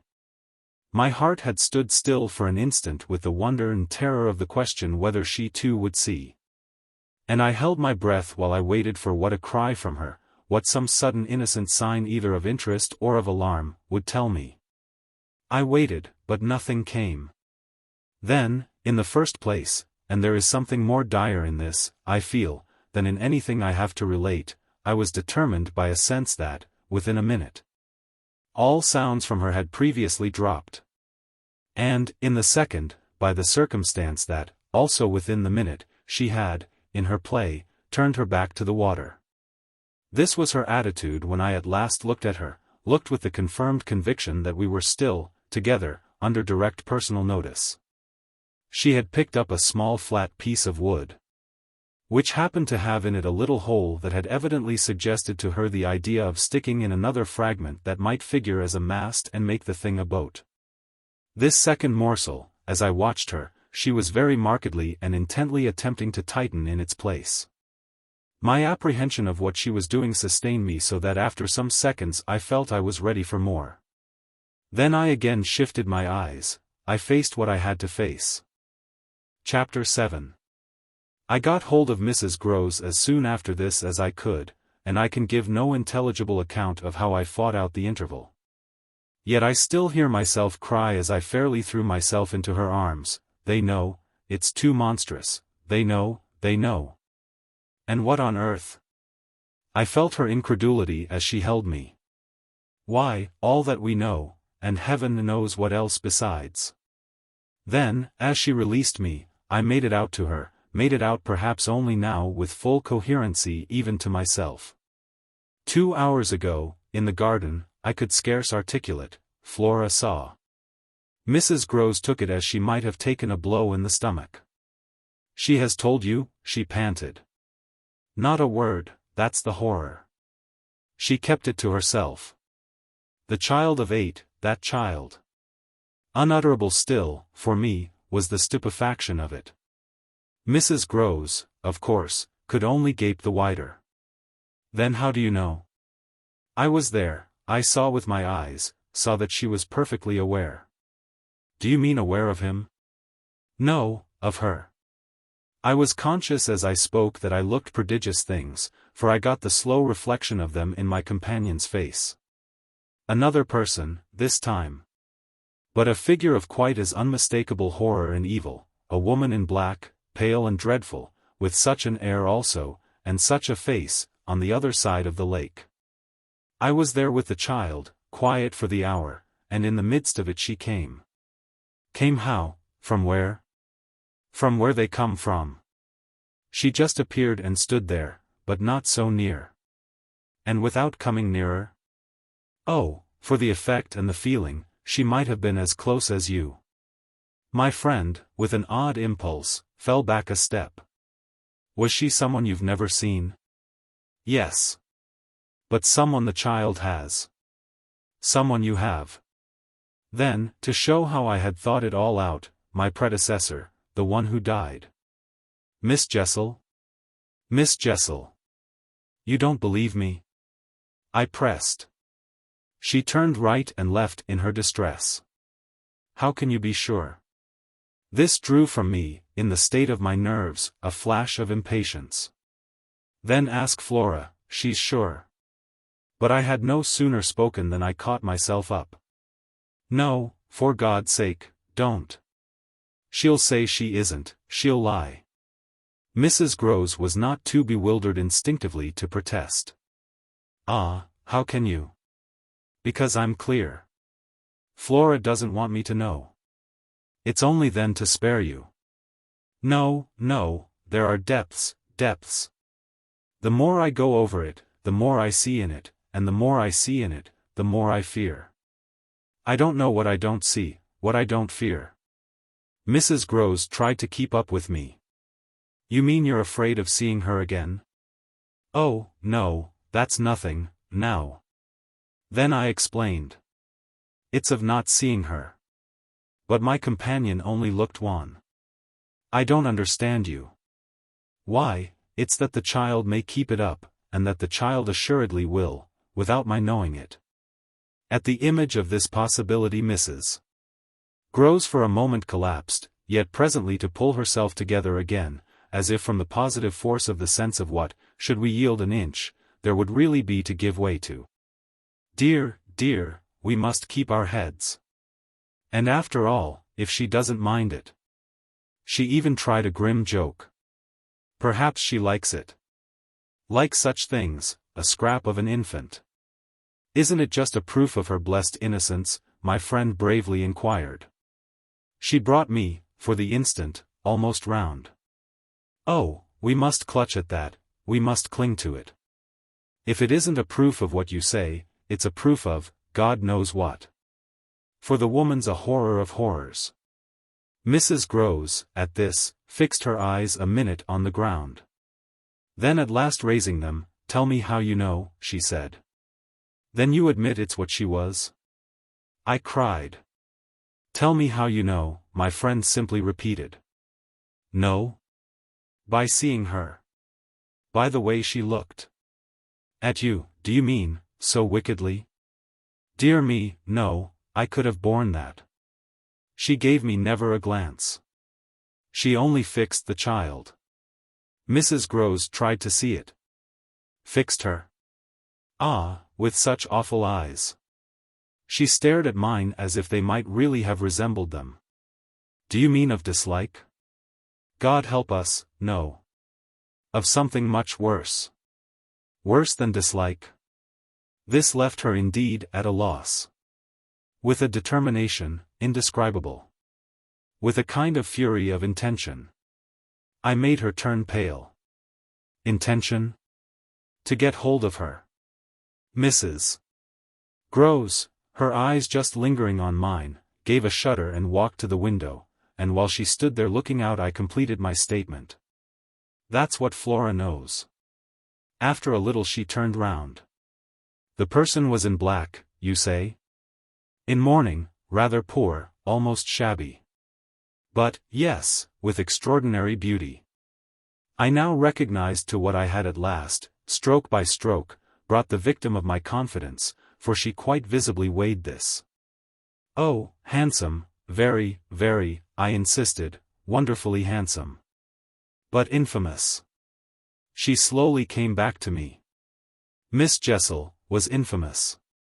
She once more took my hand in both her own, holding it as tight as if to fortify me against the increase of alarm I might draw from this disclosure. They were both infamous, she finally said. So, for a little, we faced it once more together, and I found absolutely a degree of help in seeing it now so straight. I appreciate, I said, the great decency of your not having hitherto spoken. But the time has certainly come to give me the whole thing. She appeared to assent to this, but still only in silence, seeing which I went on, I must have it now. Of what did she die? Come, there was something between them. There was everything. In spite of the difference? Oh, of their rank, their condition, she brought it woefully out. She was a lady. I turned it over, I again saw. Yes, she was a lady. And he so dreadfully below, said Mrs. Grose. I felt that I doubtless needn't press too hard, in such company, on the place of a servant in the scale. But there was nothing to prevent an acceptance of my companion's own measure of my predecessor's abasement. There was a way to deal with that, and I dealt. The more readily for my full vision, on the evidence, of our employer's late clever, good-looking own man, impudent, assured, spoiled, depraved. The fellow was a hound. Mrs. Grose considered as if it were perhaps a little a case for a sense of shades. I've never seen one like him. He did what he wished. With her? With them all. It was as if now in my friend's own eyes Miss Jessel had again appeared. I seemed at any rate, for an instant, to see their evocation of her as distinctly as I had seen her by the pond. And I brought out with decision, it must have been also what she wished. Mrs. Grose's face signified that it had been indeed, but she said at the same time, poor woman, she paid for it. Then you do know what she died of? I asked. No, I know nothing. I wanted not to know, I was glad enough I didn't, and I thanked heaven she was well out of this. Yet you had, then, your idea of her real reason for leaving? Oh, yes, as to that. She couldn't have stayed. Fancy it here, for a governess. And afterward I imagined, and I still imagine. And what I imagine is dreadful. Not so dreadful as what I do, I replied, on which I must have shown her, as I was indeed but too conscious, a front of miserable defeat. It brought out again all her compassion for me, and at the renewed touch of her kindness my power to resist broke down. I burst, as I had, the other time, made her burst, into tears. She took me to her motherly breast, and my lamentation overflowed. I don't do it. I sobbed in despair, I don't save or shield them. It's far worse than I dreamed, they're lost. Chapter 8. What I had said to Mrs. Grose was true enough. There were in the matter I had put before her depths and possibilities that I lacked resolution to sound. So that when we met once more in the wonder of it we were of a common mind about the duty of resistance to extravagant fancies. We were to keep our heads if we should keep nothing else, difficult indeed as that might be in the face of what, in our prodigious experience, was least to be questioned. Late that night, while the house slept, we had another talk in my room, when she went all the way with me as to its being beyond doubt that I had seen exactly what I had seen. To hold her perfectly in the pinch of that, I found I had only to ask her how, if I had made it up, I came to be able to give, of each of the persons appearing to me, a picture disclosing to the last detail, their special marks, a portrait on the exhibition of which she had instantly recognized and named them. She wished of course, small blame to her, to sink the whole subject. And I was quick to assure her that my own interest in it had now violently taken the form of a search for the way to escape from it. I encountered her on the ground of a probability that with recurrence, for recurrence we took for granted, I should get used to my danger. Distinctly professing that my personal exposure had suddenly become the least of my discomforts. It was my new suspicion that was intolerable, and yet even to this complication the later hours of the day had brought a little ease. On leaving her, after my first outbreak, I had of course returned to my pupils. Associating the right remedy for my dismay with that sense of their charm which I had already found to be a thing I could positively cultivate and which had never failed me yet. I had simply, in other words, plunged afresh into Flora's special society and there become aware, it was almost a luxury, that she could put her little conscious hand straight upon the spot that ached. She had looked at me in sweet speculation and then had accused me to my face of having cried. I had supposed I had brushed away the ugly signs, but I could literally, for the time, at all events, rejoice, under this fathomless charity, that they had not entirely disappeared. To gaze into the depths of blue of the child's eyes and pronounce their loveliness a trick of premature cunning was to be guilty of a cynicism in preference to which I naturally preferred to abjure my judgment and, so far as might be, my agitation. I couldn't abjure for merely wanting to, but I could repeat to Mrs. Grose, as I did there, over and over, in the small hours, that with their voices in the air, their pressure on one's heart, and their fragrant faces against one's cheek, everything fell to the ground but their incapacity and their beauty. It was a pity that, somehow, to settle this once for all, I had equally to re-enumerate the signs of subtlety that, in the afternoon, by the lake had made a miracle of my show of self-possession.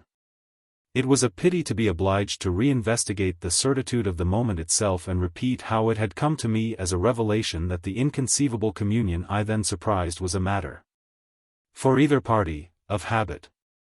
It was a pity that I should have had to quaver out again the reasons for my not having, in my delusion, so much as question that the little girl saw our visitant even as I actually saw Mrs. Grose herself, and that she wanted, by just so much as she did thus see, to make me suppose she didn't, and at the same time, without showing anything, arrive at a guess as to whether I myself did. It was a pity that I needed once more to describe the portentous little activity by which she sought to divert my attention, the perceptible increase of movement, the greater intensity of play. The singing, the gabbling of nonsense, and the invitation to romp. Yet if I had not indulged, to prove there was nothing in it, in this review, I should have missed the 2 or 3 dim elements of comfort that still remained to me. I should not for instance have been able to asseverate to my friend that I was certain, which was so much to the good, that I at least had not betrayed myself. I should not have been prompted, by stress of need, by desperation of mind, I scarce know what to call it, to invoke such further aid to intelligence as might spring from pushing my colleague fairly to the wall. She had told me, bit by bit, under pressure, a great deal, but a small shifty spot on the wrong side of it all still sometimes brushed my brow like the wing of a bat. And I remember how on this occasion, for the sleeping house and the concentration alike of our danger and our watch seemed to help, I felt the importance of giving the last jerk to the curtain. I don't believe anything so horrible, I recollect saying, no, let us put it definitely, my dear, that I don't. But if I did, you know, there's a thing I should require now, just without sparing you the least bit more, oh, not a scrap, come, to get out of you. What was it you had in mind when, in our distress, before Miles came back, over the letter from his school, you said, under my insistence, that you didn't pretend for him that he had not literally ever been bad? He has not literally ever, in these weeks that I myself have lived with him and so closely watched him, he has been an imperturbable little prodigy of delightful, lovable goodness. Therefore you might perfectly have made the claim for him if you had not, as it happened, seen an exception to take. What was your exception, and to what passage in your personal observation of him did you refer? It was a dreadfully austere inquiry, but levity was not our note, and, at any rate, before the grey dawn admonished us to separate I had got my answer. What my friend had had in mind proved to be immensely to the purpose. It was neither more nor less than the circumstance that for a period of several months Quint and the boy had been perpetually together. It was in fact the very appropriate truth that she had ventured to criticize the propriety, to hint at the incongruity, of so close an alliance. And even to go so far on the subject as a frank overture to Miss Jessel. Miss Jessel had, with a most strange manner, requested her to mind her business, and the good woman had, on this, directly approached little Miles. What she had said to him, since I pressed, was that she liked to see young gentlemen not forget their station. I pressed again, of course, at this. You reminded him that Quint was only a base menial? As you might say. And it was his answer, for one thing, that was bad. And for another thing? I waited. He repeated your words to Quint? No, not that. It's just what he wouldn't, she could still impress upon me. I was sure, at any rate, she added, that he didn't. But he denied certain occasions. What occasions? When they had been about together quite as if Quint were his tutor, and a very grand one, and Miss Jessel only for the little lady. When he had gone off with the fellow, I mean, and spent hours with him. He then prevaricated about it, he said he hadn't. Her assent was clear enough to cause me to add in a moment, I see. He lied. Oh. Mrs. Grose mumbled. This was a suggestion that it didn't matter, which indeed she backed up by a further remark.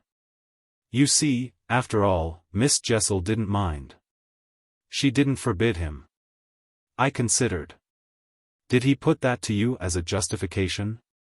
At this she dropped again. No, he never spoke of it. Never mentioned her in connection with Quint? She saw, visibly flushing, where I was coming out. Well, he didn't show anything. He denied, she repeated, he denied. Lord, how I pressed her now. So that you could see he knew what was between the two wretches? I don't know, the poor woman groaned. You do know, you dear thing, I replied. Only you haven't my dreadful boldness of mind, and you keep back, out of timidity and modesty and delicacy, even the impression that, in the past, when you had, without my aid, to flounder about in silence, most of all made you miserable. But I shall get it out of you yet. There was something in the boy that suggested to you, I continued, that he covered and concealed their relation. Oh, he couldn't prevent. You're learning the truth.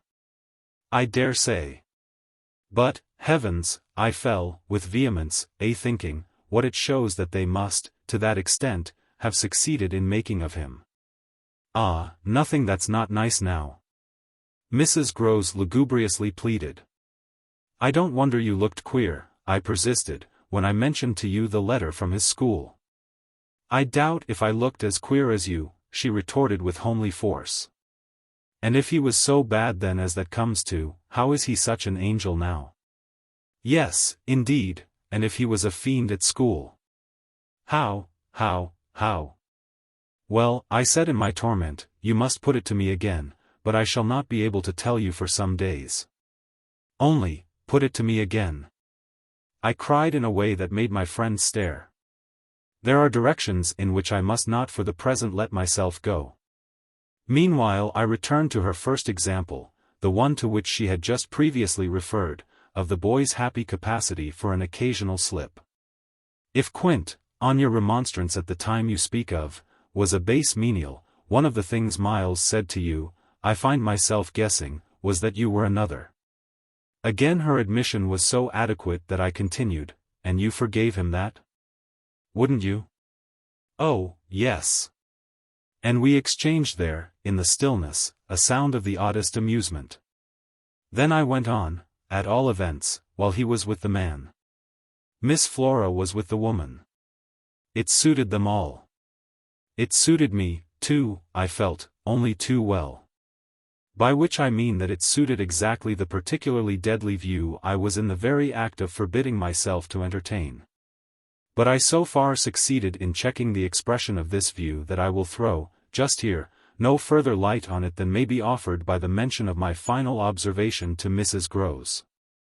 His having lied and been impudent are, I confess, less engaging specimens than I had hoped to have from you of the outbreak in him of the little natural man. Still, I mused, they must do, for they make me feel more than ever that I must watch. It made me blush, the next minute, to see in my friend's face how much more unreservedly she had forgiven him than her anecdote struck me as presenting to my own tenderness an occasion for doing. This came out when, at the schoolroom door, she quitted me. Surely you don't accuse him of carrying on an intercourse that he conceals from me? Ah, remember that, until further evidence, I now accuse nobody. Then, before shutting her out to go, by another passage, to her own place, I must just wait, I wound up. Chapter 9. I waited, and the days, as they elapsed, took something from my consternation. A very few of them, in fact, passing, in constant sight of my pupils, without a fresh incident, sufficed to give to grievous fancies and even to odious memories a kind of brush of the sponge. I have spoken of the surrender to their extraordinary childish grace as a thing I could actively cultivate. And it may be imagined if I neglected now to address myself to this source for whatever it would yield. Stranger than I can express, certainly, was the effort to struggle against my new lights. It would doubtless have been, however, a greater tension still had it not been so frequently successful. I used to wonder how my little charges could help guessing that I thought strange things about them. And the circumstances that these things only made them more interesting was not by itself a direct aid to keeping them in the dark. I trembled lest they should see that they were so immensely more interesting. Putting things at the worst, at all events, as in meditation I so often did, any clouding of their innocence could only be, blameless and foredoomed as they were, a reason the more for taking risks. There were moments when, by an irresistible impulse, I found myself catching them up and pressing them to my heart. As soon as I had done so I used to say to myself, what will they think of that? Doesn't it betray too much? It would have been easy to get into a sad, wild tangle about how much I might betray. But the real account, I feel, of the hours of peace that I could still enjoy was that the immediate charm of my companions was a beguilement still effective even under the shadow of the possibility that it was studied. For if it occurred to me that I might occasionally excite suspicion by the little outbreaks of my sharper passion for them, so too I remember wondering if I mightn't see a queerness in the traceable increase of their own demonstrations. They were at this period extravagantly and preternaturally fond of me, which, after all, I could reflect, was no more than a graceful response in children perpetually bowed over and hugged. The homage of which they were so lavish succeeded, in truth, for my nerves, quite as well as if I never appeared to myself, as I may say, literally to catch them at a purpose in it. They had never, I think, wanted to do so many things for their poor protectress. I mean, though they got their lessons better and better, which was naturally what would please her most, in the way of diverting, entertaining, surprising her. Reading her passages, telling her stories, acting her charades, pouncing out at her, in disguises, as animals and historical characters. And above all astonishing her by the pieces they had secretly got by heart and could interminably recite. I should never get to the bottom, were I to let myself go even now, of the prodigious private commentary, all under still more private correction, with which, in these days, I overscored their full hours. They had shown me from the first a facility for everything, a general faculty which, taking a fresh start, achieved remarkable flights. They got their little tasks as if they loved them, and indulged, from the mere exuberance of the gift, in the most unimposed little miracles of memory. They not only popped out at me as tigers and as Romans, but as Shakespeareans, astronomers, and navigators. This was so singularly the case that it had presumably much to do with the fact as to which, at the present day, I am at a loss for a different explanation. I allude to my unnatural composure on the subject of another school for Miles. What I remember is that I was content not, for the time, to open the question, and that contentment must have sprung from the sense of his perpetually striking show of cleverness. He was too clever for a bad governess, for a parson's daughter, to spoil. And the strangest if not the brightest thread in the pensive embroidery I just spoke of was the impression I might have got, if I had dared to work it out, that he was under some influence operating in his small intellectual life as a tremendous incitement. If it was easy to reflect, however, that such a boy could postpone school, it was at least as marked that for such a boy to have been kicked out by a schoolmaster was a mystification without end. Let me add that in their company now, and I was careful almost never to be out of it, I could follow no scent very far. We lived in a cloud of music and love and success and private theatricals. The musical sense in each of the children was of the quickest, but the elder in especial had a marvelous knack of catching and repeating. The schoolroom piano broke into all gruesome fancies. And when that failed there were confabulations in corners, with a sequel of one of them going out in the highest spirits in order to come in as something new. I had had brothers myself, and it was no revelation to me that little girls could be slavish idolaters of little boys. What surpassed everything was that there was a little boy in the world who could have for the inferior age, sex, and intelligence so fine a consideration. They were extraordinarily at one, and to say that they never either quarreled or complained is to make the note of praise coarse for their quality of sweetness.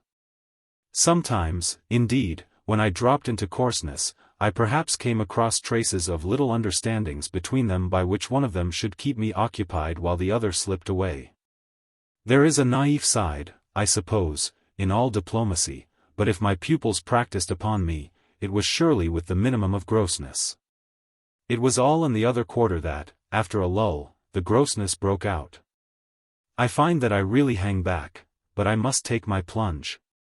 In going on with the record of what was hideous at Bly, I not only challenge the most liberal faith, for which I little care, but, and this is another matter, I renew what I myself suffered, I again push my way through it to the end. There came suddenly an hour after which, as I look back, the affair seems to me to have been all pure suffering. But I have at least reached the heart of it, and the straightest road out is doubtless to advance. One evening, with nothing to lead up or to prepare it, I felt the cold touch of the impression that had breathed on me the night of my arrival and which, much lighter than, as I have mentioned, I should probably have made little of in memory had my subsequent sojourn been less agitated. I had not gone to bed, I sat reading by a couple of candles.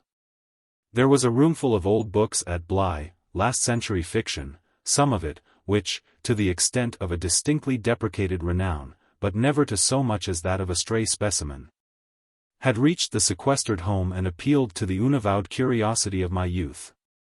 I remember that the book I had in my hand was Fielding's Amelia, also that I was wholly awake. I recall further both a general conviction that it was horribly late and a particular objection to looking at my watch. I figure, finally, that the white curtain draping, in the fashion of those days, the head of Flora's little bed, shrouded, as I had assured myself long before, the perfection of childish rest. I recollect in short that, though I was deeply interested in my author, I found myself, at the turn of a page and with his spell all scattered, looking straight up from him and hard at the door of my room. There was a moment during which I listened, reminded of the faint sense I had had, the first night, of there being something undefinably astir in the house, and noted the soft breath of the open casement just move the half-drawn blind. Then, with all the marks of a deliberation that must have seemed magnificent had there been anyone to admire it, I laid down my book, rose to my feet, and, taking a candle, went straight out of the room and, from the passage, on which my light made little impression, noiselessly closed and locked the door. I can say now neither what determined nor what guided me, but I went straight along the lobby, holding my candle high, till I came within sight of the tall window that presided over the great turn of the staircase. At this point I precipitately found myself aware of three things. They were practically simultaneous, yet they had flashes of succession. My candle, under a bold flourish, went out, and I perceived, by the uncovered window, that the yielding dusk of earliest morning rendered it unnecessary. Without it, the next instant, I saw that there was someone on the stair. I speak of sequences, but I required no lapse of seconds to stiffen myself for a third encounter with Quint. The apparition had reached the landing halfway up and was therefore on the spot nearest the window, where at sight of me, it stopped short and fixed me exactly as it had fixed me from the tower and from the garden.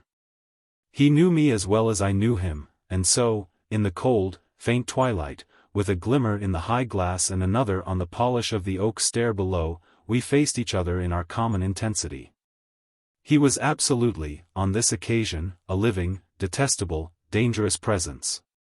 But that was not the wonder of wonders. I reserve this distinction for quite another circumstance, the circumstance that dread had unmistakably quitted me and that there was nothing in me there that didn't meet and measure him. I had plenty of anguish after that extraordinary moment, but I had, thank God, no terror. And he knew I had not. I found myself at the end of an instant magnificently aware of this. I felt, in a fierce rigor of confidence, that if I stood my ground a minute I should cease, for the time, at least, to have him to reckon with. And during the minute, accordingly, the thing was as human and hideous as a real interview, hideous just because it was human as to have met alone, in the small hours, in a sleeping house. Some enemy, some adventurer, some criminal. It was the dead silence of our long gaze at such close quarters that gave the whole horror, huge as it was, its only note of the unnatural. If I had met a murderer in such a place and at such an hour, we still at least would have spoken. Something would have passed, in life, between us. If nothing had passed, one of us would have moved. The moment was so prolonged that it would have taken but little more to make me doubt if even I were in life. I can't express what followed it save by saying that the silence itself, which was indeed in a manner an attestation of my strength, became the element into which I saw the figure disappear. In which I definitely saw it turn as I might have seen the low wretch to which it had once belonged turn on receipt of an order, and pass. With my eyes on the villainous back that no hunch could have more disfigured, straight down the staircase and into the darkness in which the next bend was lost. Chapter 10. I remained a while at the top of the stair, but with the effect presently of understanding that when my visitor had gone, he had gone. Then I returned to my room. The foremost thing I saw there by the light of the candle I had left burning was that Flora's little bed was empty. And on this I caught my breath with all the terror that, 5 minutes before, I had been able to resist.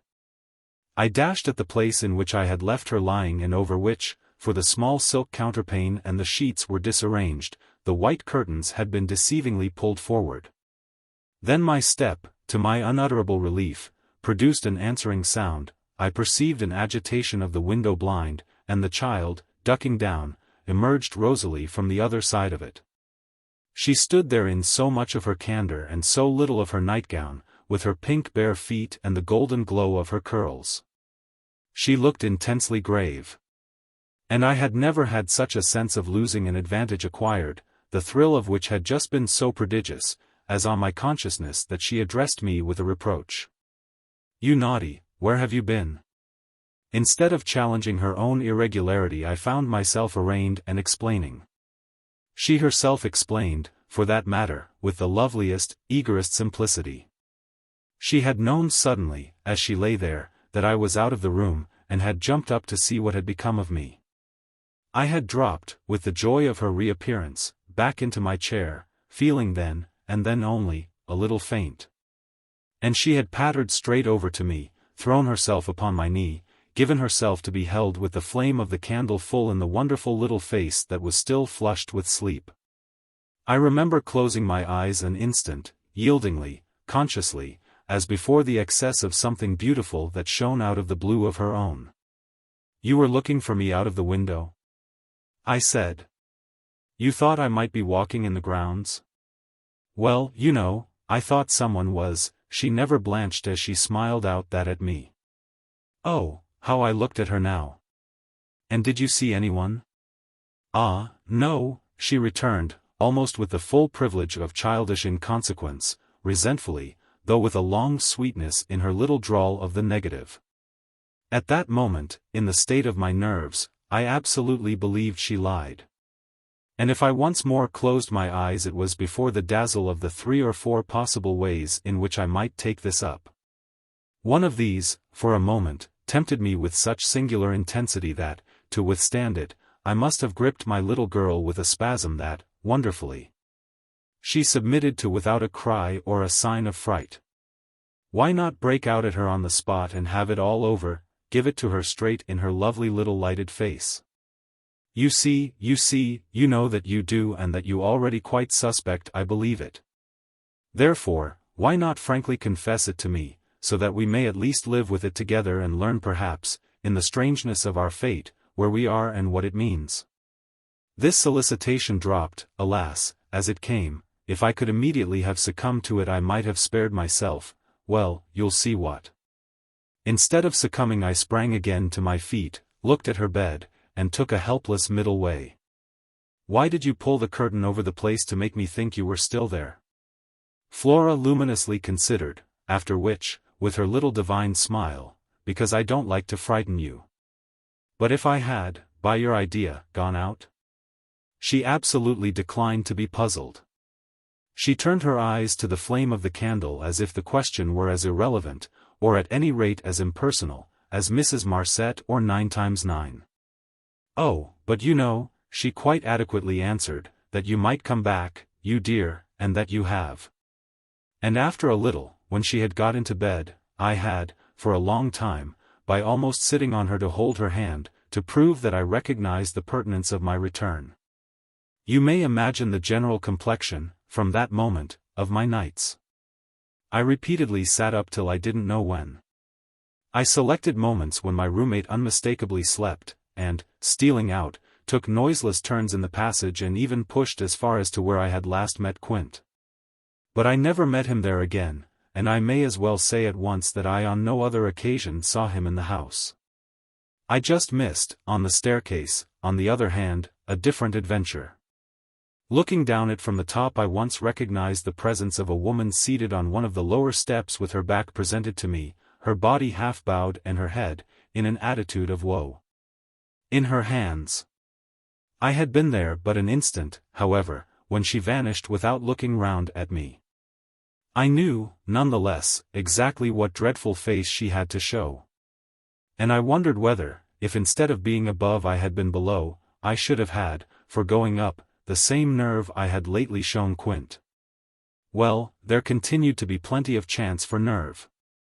On the 11th night after my latest encounter with that gentleman, they were all numbered now, I had an alarm that perilously skirted it, and that indeed, from the particular quality of its unexpectedness, proved quite my sharpest shock.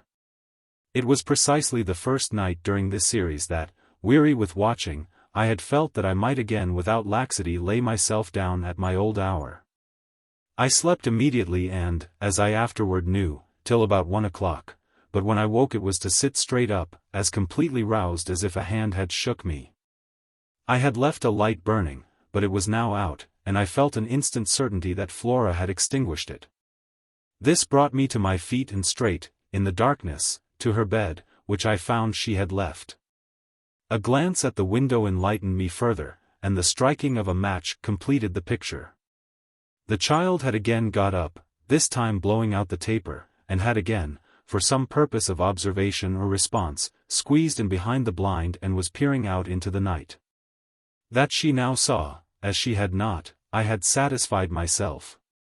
The previous time, was proved to me by the fact that she was disturbed neither by my reillumination nor by the haste I made to get into slippers and into a wrap. Hidden, protected, absorbed, she evidently rested on the sill, the casement opened forward, and gave herself up. There was a great still moon to help her, and this fact had counted in my quick decision. She was face to face with the apparition we had met at the lake, and could now communicate with it as she had not then been able to do. What I, on my side, had to care for was, without disturbing her, to reach, from the corridor, some other window in the same quarter. I got to the door without her hearing me. I got out of it, closed it, and listened, from the other side, for some sound from her. While I stood in the passage I had my eyes on her brother's door, which was but 10 steps off and which, indescribably, produced in me a renewal of the strange impulse that I lately spoke of as my temptation. What if I should go straight in and march to his window? What if, by risking to his boyish bewilderment or revelation of my motive, I should throw across the rest of the mystery the long halter of my boldness?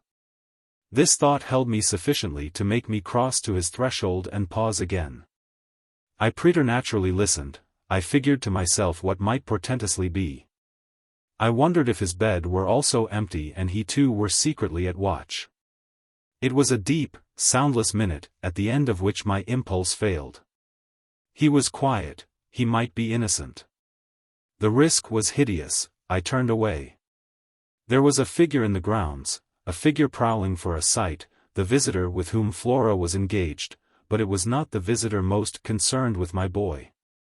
I hesitated afresh, but on other grounds and only for a few seconds, then I had made my choice. There were empty rooms at Bly, and it was only a question of choosing the right one. The right one suddenly presented itself to me as the lower one, though high above the gardens, in the solid corner of the house that I have spoken of as the old tower. This was a large, square chamber, arranged with some state as a bedroom, the extravagant size of which made it so inconvenient that it had not for years, though kept by Mrs. Grose in exemplary order, been occupied. I had often admired it and I knew my way about in it. I had only, after just faltering at the first chill gloom of its disuse, to pass across it and unbolt as quietly as I could one of the shutters. Achieving this transit, I uncovered the glass without a sound and, applying my face to the pane, was able, the darkness without being much less than within, to see that I commanded the right direction. Then I saw something more.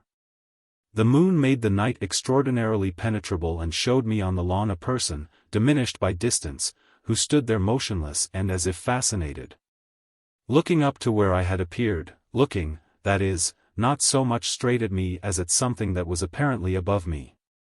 There was clearly another person above me, there was a person on the tower, but the presence on the lawn was not in the least what I had conceived and had confidently hurried to meet.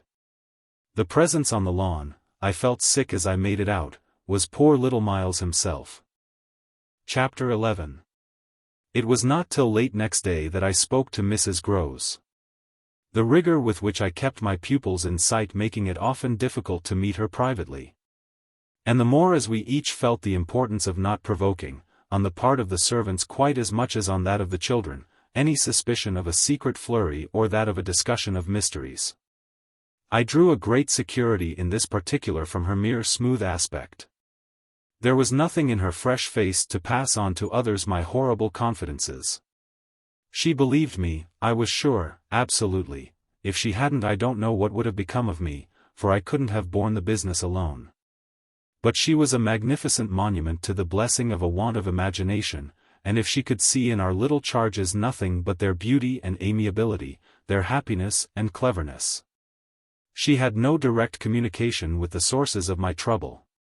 If they had been at all visibly blighted or battered, she would doubtless have grown, on tracing it back, haggard enough to match them. As matters stood, however, I could feel her, when she surveyed them, with her large white arms folded and the habit of serenity in all her look. Thank the Lord's mercy that if they were ruined the pieces would still serve. Flights of fancy gave place, in her mind, to a steady fireside glow, and I had already begun to perceive how. With the development of the conviction that, as time went on without a public accident, our young things could, after all, look out for themselves. She addressed her greatest solicitude to the sad case presented by their instructress.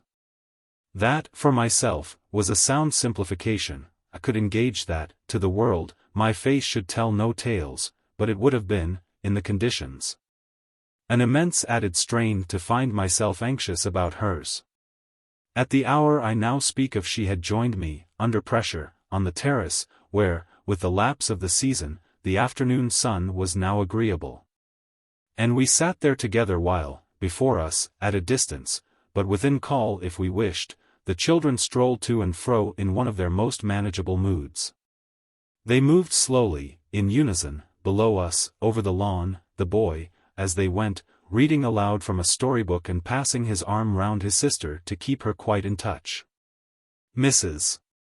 Grose watched them with positive placidity, then I caught the suppressed intellectual creak with which she conscientiously turned to take from me a view of the back of the tapestry. I had made her a receptacle of lurid things, but there was an odd recognition of my superiority, my accomplishments and my function, in her patience under my pain. She offered her mind to my disclosures as, had I wished to mix a witch's broth and proposed it with assurance, she would have held out a large clean saucepan.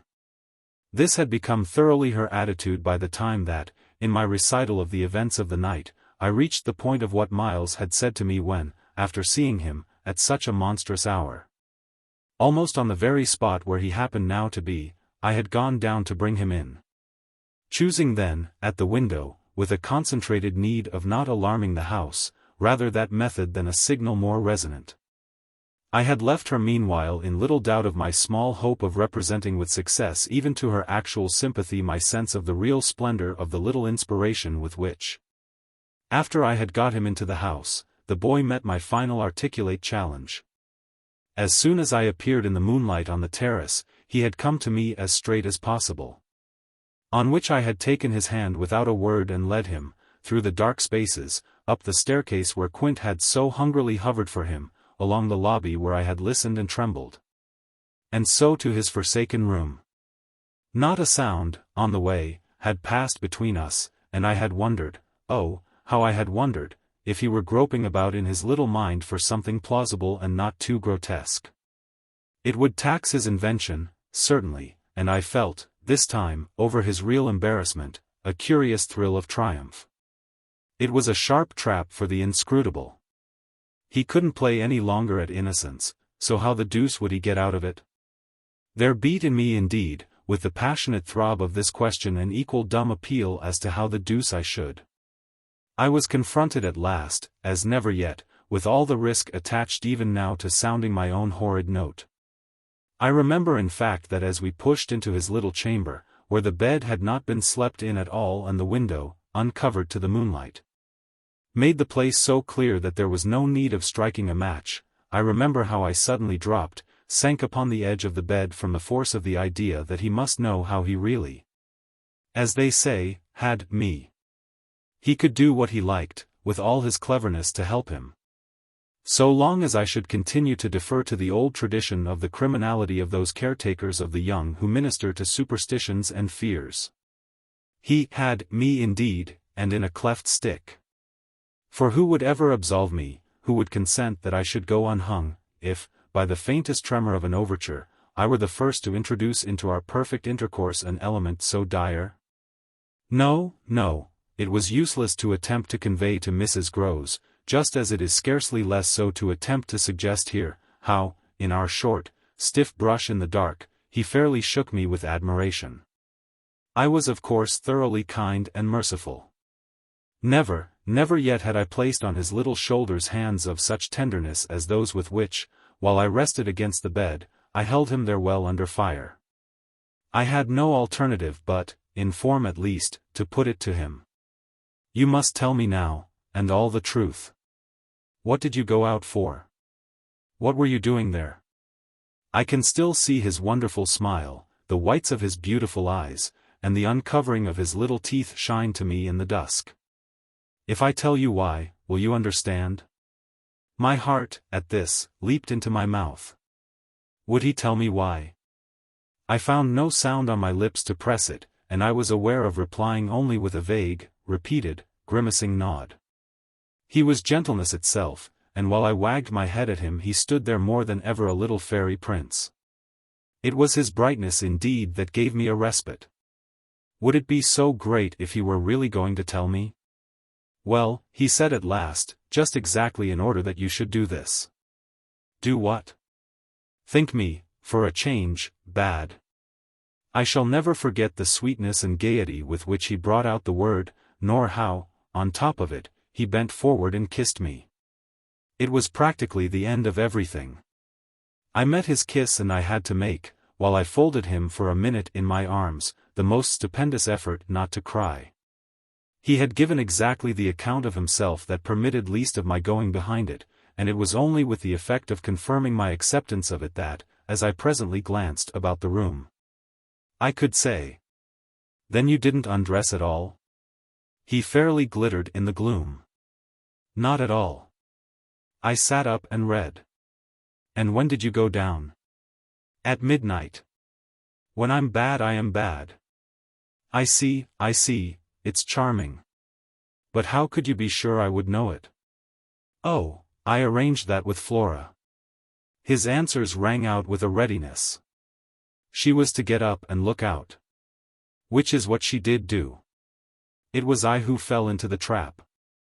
So she disturbed you, and, to see what she was looking at, you also looked, you saw. While you, I concurred, caught your death in the night air." He literally bloomed so from this exploit that he could afford radiantly to assent. "How otherwise should I have been bad enough?" he asked. Then, after another embrace, the incident and our interview closed on my recognition of all the reserves of goodness that, for his joke, he had been able to draw upon. Chapter 12. The particular impression I had received proved in the morning light, I repeat, not quite successfully presentable to Mrs. Grose, though I reinforced it with the mention of still another remark that he had made before we separated. "It all lies in half a dozen words," I said to her, "words that really settle the matter. Think, you know, what I might do." He threw that off to show me how good he is. He knows down to the ground what he might do. That's what he gave them a taste of at school. "Lord, you do change," cried my friend. "I don't change, I simply make it out. The four, depend upon it, perpetually meet. If on either of these last nights you had been with either child, you would clearly have understood. The more I've watched and waited the more I've felt that if there were nothing else to make it sure it would be made so by the systematic silence of each. Never, by a slip of the tongue, have they so much as alluded to either of their old friends, any more than Miles has alluded to his expulsion. Oh, yes, we may sit here and look at them, and they may show off to us there to their fill. But even while they pretend to be lost in their fairy tale they're steeped in their vision of the dead restored. He's not reading to her, I declared. They're talking of them, they're talking horrors. I go on, I know, as if I were crazy, and it's a wonder I'm not. What I've seen would have made you so. But it has only made me more lucid, made me get hold of still other things. My lucidity must have seemed awful, but the charming creatures who were victims of it, passing and repassing in their interlocked sweetness, gave my colleague something to hold on by. And I felt how tight she held as, without stirring in the breath of my passion, she covered them still with her eyes. Of what other things have you got hold? Why, of the very things that have delighted, fascinated, and yet, at bottom, as I now so strangely see, mystified and troubled me. They're more than earthly beauty, they're absolutely unnatural goodness. It's a game, I went on, it's a policy and a fraud. On the part of little darlings? As yet mere lovely babies? Yes, mad as that seems. The very act of bringing it out really helped me to trace it, follow it all up and piece it all together. They haven't been good, they've only been absent. It has been easy to live with them, because they're simply leading a life of their own. They're not mine, they're not ours. They're his and they're hers. Quince and that woman's. Quince and that woman's. They want to get to them. Oh, how, at this, poor Mrs. Grose appeared to study them. But for what? For the love of all the evil that, in those dreadful days, the pair put into them. And to ply them with that evil still, to keep up the work of demons, is what brings the others back. Laws! Said my friend under her breath. The exclamation was homely, but it revealed a real acceptance of my further proof of what, in the bad time, for there had been a worse even than this, must have occurred. There could have been no such justification for me as the plain assent of her experience to whatever depth of depravity I found credible in our brace of scoundrels. It was an obvious submission of memory that she brought out after a moment. They were rascals. But what can they now do? She pursued. Do? I echoed so loud that Miles and Flora, as they passed at their distance, paused an instant in their walk and looked at us. Don't they do enough? I demanded in a lower tone, while the children, having smiled and nodded and kissed hands to us, resumed their exhibition. We were held by it a minute, then I answered, they can destroy them. At this my companion did turn, but the inquiry she launched was a silent one, the effect of which was to make me more explicit. They don't know, as yet, quite how, but they're trying hard. They're seen only across, as it were, and beyond, in strange places and on high places, the top of towers, the roof of houses, the outside of windows, the further edge of pools. But there's a deep design, on either side, to shorten the distance and overcome the obstacle, and the success of the tempters is only a question of time. They've only to keep to their suggestions of danger. For the children to come and perish in the attempt. Mrs. Grose slowly got up, and I scrupulously added, unless, of course, we can prevent.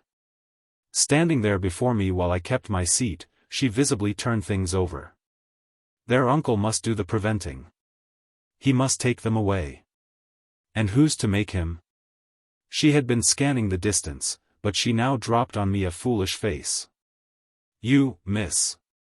By writing to him that his house is poisoned and his little nephew and niece mad? But if they are, miss? And if I am myself, you mean? That's charming news to be sent him by a governess whose prime undertaking was to give him no worry. Mrs. Grose considered, following the children again. Yes, he do hate worry.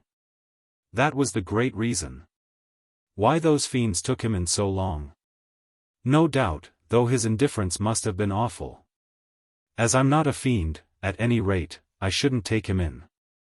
My companion, after an instant and for all answer, sat down again and grasped my arm. Make him at any rate come to you. I stared. To me? I had a sudden fear of what she might do. Him? He ought to be here, he ought to help. I quickly rose, and I think I must have shown her a queerer face than ever yet. You see me asking him for a visit? No, with her eyes on my face she evidently couldn't. Instead of it even, as a woman reads another, she could see what I myself saw, his derision, his amusement. His contempt for the breakdown of my resignation at being left alone and for the fine machinery I had set in motion to attract his attention to my slighted charms. She didn't know, no one knew, how proud I had been to serve him and to stick to our terms, yet she nonetheless took the measure, I think, of the warning I now gave her. If you should so lose your head as to appeal to him for me. She was really frightened. Yes, miss. I would leave, on the spot, both him and you. Chapter 13. It was all very well to join them, but speaking to them proved quite as much as ever an effort beyond my strength, offered, in close quarters, difficulties as insurmountable as before. This situation continued a month, and with new aggravations and particular notes, the note above all, sharper and sharper, of the small ironic consciousness on the part of my pupils. It was not, I am as sure today as I was sure then, my mere infernal imagination. It was absolutely traceable that they were aware of my predicament and that this strange relation made, in a manner, for a long time, the air in which we moved. I don't mean that they had their tongues in their cheeks or did anything vulgar, for that was not one of their dangers. I do mean, on the other hand, that the element of the unnamed and untouched became, between us, greater than any other. And that so much avoidance could not have been so successfully effected without a great deal of tacit arrangement. It was as if, at moments, we were perpetually coming into sight of subjects before which we must stop short, turning suddenly out of alleys that we perceived to be blind, closing with a little bang that made us look at each other, for, like all bangs, it was something louder than we had intended, the doors we had indiscreetly opened. All roads lead to Rome, and there were times when it might have struck us that almost every branch of study or subject of conversation skirted forbidden ground. Forbidden ground was the question of the return of the dead in general and of whatever, in especial, might survive, in memory, of the friends little children had lost. There were days when I could have sworn that one of them had, with a small invisible nudge, said to the other, "She thinks she'll do it this time, but she won't." To do it would have been to indulge for instance, and for once in a way, in some direct reference to the lady who had prepared them for my discipline. They had a delightful endless appetite for passages in my own history, to which I had again and again treated them. They were in possession of everything that had ever happened to me, had. With every circumstance the story of my smallest adventures and of those of my brothers and sisters and of the cat and the dog at home. As well as many particulars of the eccentric nature of my father, of the furniture and arrangement of our house, and of the conversation of the old women of our village. There were things enough, taking one with another, to chatter about, if one went very fast and knew by instinct when to go round. They pulled with an art of their own the strings of my invention and my memory. And nothing else perhaps, when I thought of such occasions afterward, gave me so the suspicion of being watched from under cover. It was in any case over my life, my past, and my friends alone that we could take anything like our ease, a state of affairs that led them sometimes without the least pertinence to break out into sociable reminders. I was invited, with no visible connection, to repeat afresh Goody Gosling's celebrated mot or to confirm the details already supplied as to the cleverness of the vicarage pony. It was partly at such junctures as these and partly at quite different ones that, with the turn my matters had now taken, my predicament, as I have called it, grew most sensible. The fact that the days passed for me without another encounter ought, it would have appeared, to have done something towards soothing my nerves. Since the light brush, that second night on the upper landing, of the presence of a woman at the foot of the stair, I had seen nothing, whether in or out of the house. That one had better not have seen. There was many a corner round which I expected to come upon Quint, and many a situation that, in a merely sinister way, would have favored the appearance of Miss Jessel. The summer had turned, the summer had gone, the autumn had dropped upon Bly and had blown out half our lights. The place, with its grey sky and withered garlands, its bared spaces and scattered dead leaves, was like a theatre after the performance, all strewn with crumpled playbills. There were exactly states of the air, conditions of sound and of stillness, unspeakable impressions of the kind of ministering moment, that brought back to me, long enough to catch it, the feeling of the medium in which, that June evening out of doors, I had had my first sight of Quint, and in which, too, at those other instants, I had, after seeing him through the window, looked for him in vain in the circle of shrubbery. I recognized the signs, the portents, I recognized the moment, the spot. But they remained unaccompanied and empty, and I continued unmolested. If unmolested one could call a young woman whose sensibility had, in the most extraordinary fashion, not declined but deepened. I had said in my talk with Mrs. Grose on that horrid scene of Flora's by the lake, and had perplexed her by so saying, that it would from that moment distress me much more to lose my power than to keep it. I had then expressed what was vividly in my mind, the truth that, whether the children really saw or not, since, that is, it was not yet definitely proved, I greatly preferred, as a safeguard, the fullness of my own exposure. I was ready to know the very worst that was to be known. What I had then had an ugly glimpse of was that my eyes might be sealed just while theirs were most opened.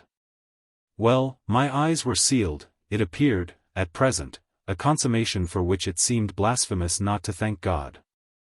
There was, alas, a difficulty about that. Would have thanked him with all my soul had I not had in a proportionate measure this conviction of the secret of my pupils. How can I retrace today the strange steps of my obsession? There were times of our being together when I would have been ready to swear that, literally, in my presence, but with my direct sense of it closed, they had visitors who were known and were welcome. Then it was that, had I not been deterred by the very chance that such an injury might prove greater than the injury to be averted, my exultation would have broken out. They're here, you little wretches, would have cried, and you can't deny it now. The little wretches denied it with all the added volume of their sociability and their tenderness. In just the crystal depths of which, like the flash of a fish in a stream, the mockery of their advantage peeped up. The shock, in truth, had sunk into me still deeper than I knew on the night when, looking out to see either Quint or Miss Jessel under the stars, I had beheld the boy over whose rest I watched and who had immediately brought in with him, had straightway, there, turned it on me, the lovely upward look with which, from the battlements above me, the hideous apparition of Quint had played. If it was a question of a scare, my discovery on this occasion had scared me more than any other, and it was in the condition of nerves produced by it that I made my actual inductions. They harassed me so that sometimes, at odd moments, I shut myself up audibly to rehearse. It was at once a fantastic relief and a renewed despair, the manner in which I might come to the point. I approached it from one side and the other while, in my room, I flung myself about, but I always broke down in the monstrous utterance of names. As they died away on my lips, I said to myself that I should indeed help them to represent something infamous, if, by pronouncing them, I should violate as rare a little case of instinctive delicacy as any schoolroom, probably, had ever known.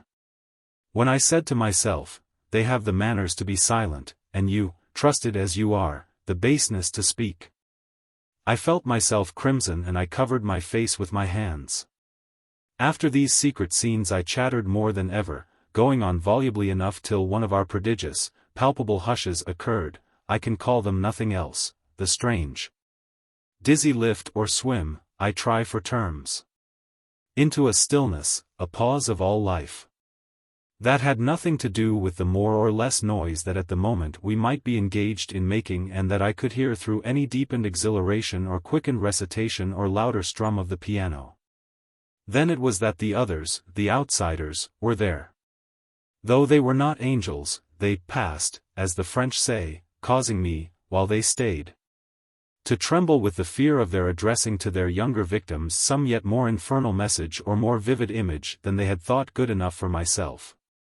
What it was most impossible to get rid of was the cruel idea that, whatever I had seen, Miles and Flora saw more, things terrible and unguessable and that sprang from dreadful passages of intercourse in the past. Such things naturally left on the surface, for the time, a chill which we vociferously denied that we felt. And we had, all three, with repetition, got into such splendid training that we went, each time, almost automatically, to mark the close of the incident, through the very same movements. It was striking of the children, at all events. To kiss me inveterately with a kind of wild irrelevance and never to fail, one or the other, of the precious question that had helped us through many a peril. When do you think he will come? Don't you think we ought to write? There was nothing like that inquiry, we found by experience, for carrying off an awkwardness. He, of course, was their uncle in Harley Street, and we lived in much profusion of theory that he might at any moment arrive to mingle in our circle.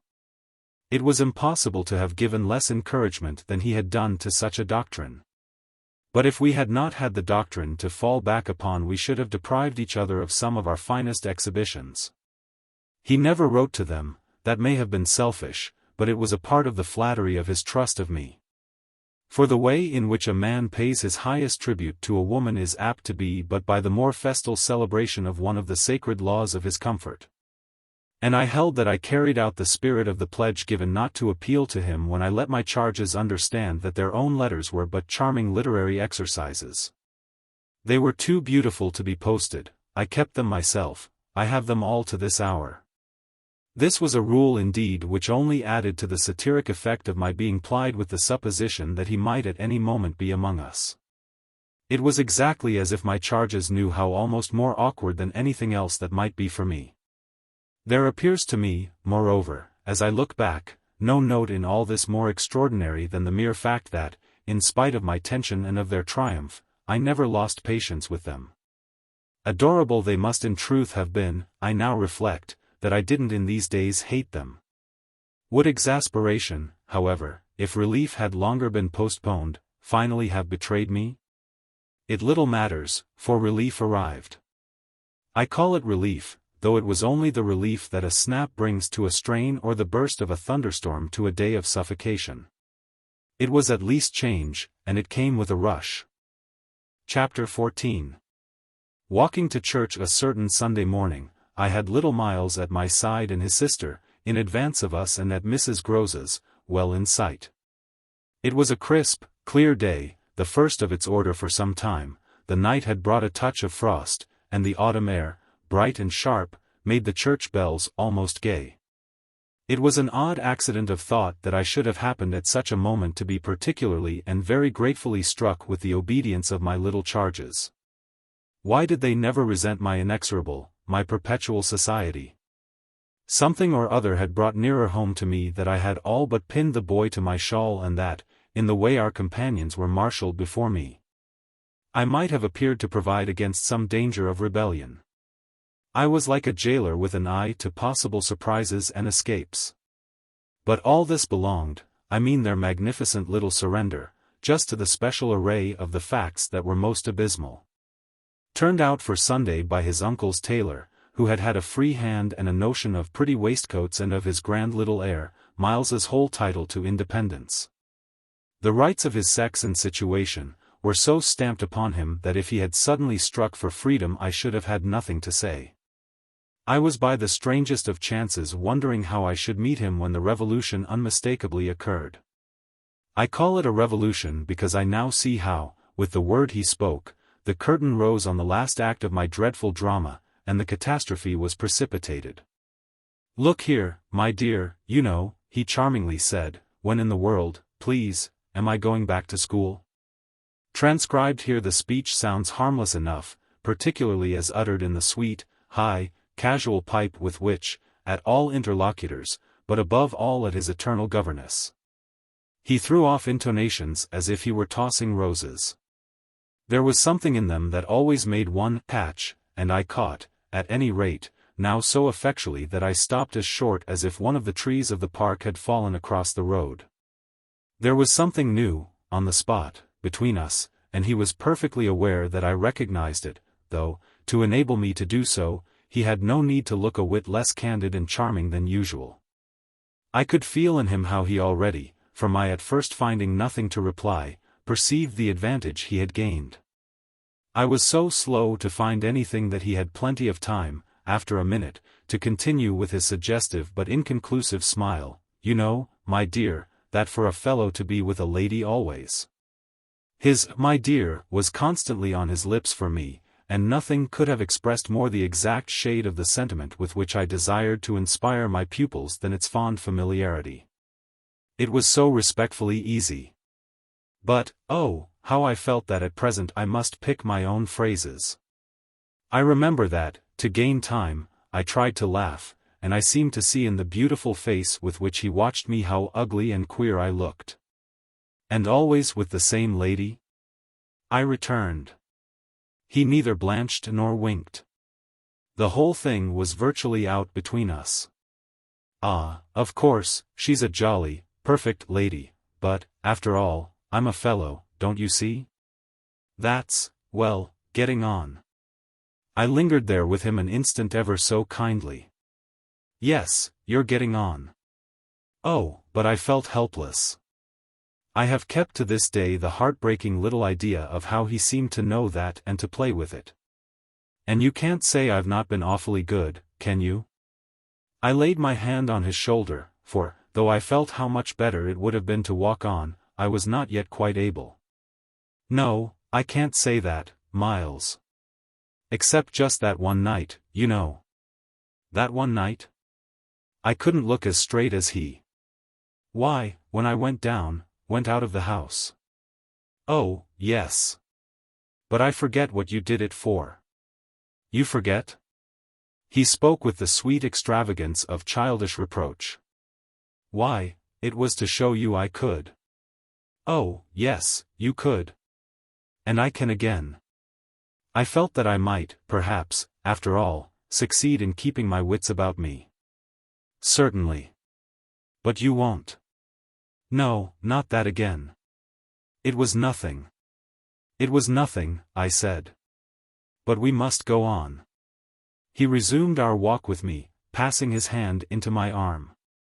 "Then when am I going back?" I wore, in turning it over, my most responsible air. "Were you very happy at school?" He just considered. "Oh, I'm happy enough anywhere." "Well, then," I quavered, "if you're just as happy here." "Ah, but that isn't everything. Of course you know a lot. But you hint that you know almost as much?" I risked as he paused. "Not half I want to," Miles honestly professed. "But it isn't so much that." "What is it, then?" "Well, I want to see more life." I see. We had arrived within sight of the church and of various persons, including several of the household of Bly, on their way to it and clustered about the door to see us go in. I quickened our step. I wanted to get there before the question between us opened up much further. I reflected hungrily that, for more than an hour, he would have to be silent. And I thought with envy of the comparative dusk of the pew and of the almost spiritual help of the hassock on which I might bend my knees. I seemed literally to be running a race with some confusion to which he was about to reduce me, but I felt that he had got in first when, before we had even entered the churchyard, he threw out, "I want my own sort." It literally made me bound forward. "There are not many of your own sort, Miles." I laughed. "Unless perhaps dear little Flora." "You really compare me to a baby girl?" This found me singularly weak. "Don't you, then, love our sweet Flora?" "If I didn't, and you, too, if I didn't." He repeated as if retreating for a jump, yet leaving his thought so unfinished that, after we had come into the gate, another stop, which he imposed on me by the pressure of his arm, had become inevitable. Mrs. Grose and Flora had passed into the church, the other worshippers had followed, and we were, for the minute, alone among the old, thick graves. We had paused, on the path from the gate, by a low, oblong, table-like tomb. "Yes, if you didn't?" He looked, while I waited, at the graves. "Well, you know what." But he didn't move, and he presently produced something that made me drop straight down on the stone slab, as if suddenly to rest. "Does my uncle think what you think?" I markedly rested. "How do you know what I think?" "Ah, well, of course I don't, for it strikes me you never tell me. But I mean, does he know?" "Know what, Miles?" "Why, the way I'm going on." I perceived quickly enough that I could make, to this inquiry, no answer that would not involve something of a sacrifice of my employer. Yet it appeared to me that we were all, at Bly, sufficiently sacrificed to make that venial. "I don't think your uncle much cares." Miles, on this, stood looking at me. "Then don't you think he can be made to?" "In what way?" "Why, by his coming down." "But who'll get him to come down?" "I will," the boy said with extraordinary brightness and emphasis. He gave me another look charged with that expression and then marched off alone into church. Chapter 15. The business was practically settled from the moment I never followed him. It was a pitiful surrender to agitation, but my being aware of this had somehow no power to restore me. I only sat there on my tomb and read into what my little friend had said to me the fullness of its meaning. By the time I had grasped the whole of which I had also embraced, for absence, the pretext that I was ashamed to offer my pupils and the rest of the congregation such an example of delay. What I said to myself above all was that Miles had got something out of me and that the proof of it, for him, would be just this awkward collapse. He had got out of me that there was something I was much afraid of and that he should probably be able to make use of my fear to gain, for his own purpose, more freedom. My fear was of having to deal with the intolerable question of the grounds of his dismissal from school, for that was really but the question of the horrors gathered behind. That his uncle should arrive to treat with me of these things was a solution that, strictly speaking, I ought now to have desired to bring on. But I could so little face the ugliness and the pain of it that I simply procrastinated and lived from hand to mouth. The boy, to my deep discomposure, was immensely in the right, was in a position to say to me, "Either you clear up with my guardian the mystery of this interruption of my studies, or you cease to expect me to lead with you a life that's so unnatural for a boy." What was so unnatural for the particular boy I was concerned with was this sudden revelation of a consciousness and a plan. That was what really overcame me, what prevented my going in. I walked round the church, hesitating, hovering. I reflected that I had already, with him, hurt myself beyond repair. Therefore I could patch up nothing. And it was too extreme an effort to squeeze beside him into the pew. He would be so much more sure than ever to pass his arm into mine and make me sit there for an hour in close, silent contact with his commentary on our talk. For the first minute since his arrival I wanted to get away from him. As I paused beneath the high east window and listened to the sounds of worship, I was taken with an impulse that might master me, I felt, completely should I give it the least encouragement. I might easily put an end to my predicament by getting away altogether. Here was my chance, there was no one to stop me, I could give the whole thing up, turn my back and retreat. It was only a question of hurrying again, for a few preparations, to the house which the attendance at church of so many of the servants would practically have left unoccupied. No one, in short, could blame me if I should just drive desperately off. What was it to get away if I got away only till dinner? That would be in a couple of hours, at the end of which, I had the acute provision, my little pupils would play at innocent wonder about my non-appearance in their train. "What did you do, you naughty, bad thing? Why in the world, to worry us so, and take our thoughts off, too, don't you know, did you desert us at the very door?" I couldn't meet such questions nor, as they asked them, their false little lovely eyes. Yet it was all so exactly what I should have to meet that, as the prospect grew sharp to me, I at last let myself go. I got, so far as the immediate moment was concerned, away. I came straight out of the churchyard and, thinking hard, retraced my steps through the park. It seemed to me that by the time I reached the house I had made up my mind I would fly. The Sunday stillness both of the approaches and of the interior, in which I met no one, fairly excited me with a sense of opportunity. Were I to get off quickly, this way, I should get off without a scene, without a word. My quickness would have to be remarkable, however, and the question of a conveyance was the great one to settle. Tormented, in the hall, with difficulties and obstacles, I remember sinking down at the foot of the staircase, suddenly collapsing there on the lowest step and then, with a revulsion, recalling that it was exactly where more than a month before, in the darkness of night and just so bowed with evil things, I had seen the spectre of the most horrible of women. At this I was able to straighten myself. I went the rest of the way up. I made, in my bewilderment, for the schoolroom, where there were objects belonging to me that I should have to take. But I opened the door to find again, in a flash, my eyes unsealed. In the presence of what I saw I reeled straight back upon my resistance. Seated at my own table in clear noonday light I saw a person whom, without my previous experience, I should have taken at the first blush for some housemaid who might have stayed at home to look after the place and who, availing herself of rare relief from observation and of the schoolroom table and my pens, ink, and paper, had applied herself to the considerable effort of a letter to her sweetheart. There was an effort in the way that, while her arms rested on the table, her hands with evident weariness supported her head. But at the moment I took this in I had already become aware that, in spite of my entrance, her attitude strangely persisted. Then it was, with the very act of its announcing itself, that her identity flared up in a change of posture. She rose, not as if she had heard me, but with an indescribable grand melancholy of indifference and detachment, and, within a dozen feet of me, stood there as my vile predecessor. Dishonored and tragic, she was all before me, but even as I fixed and, for memory, secured it, the awful image passed away. Dark as midnight in her black dress, her haggard beauty and her unutterable woe.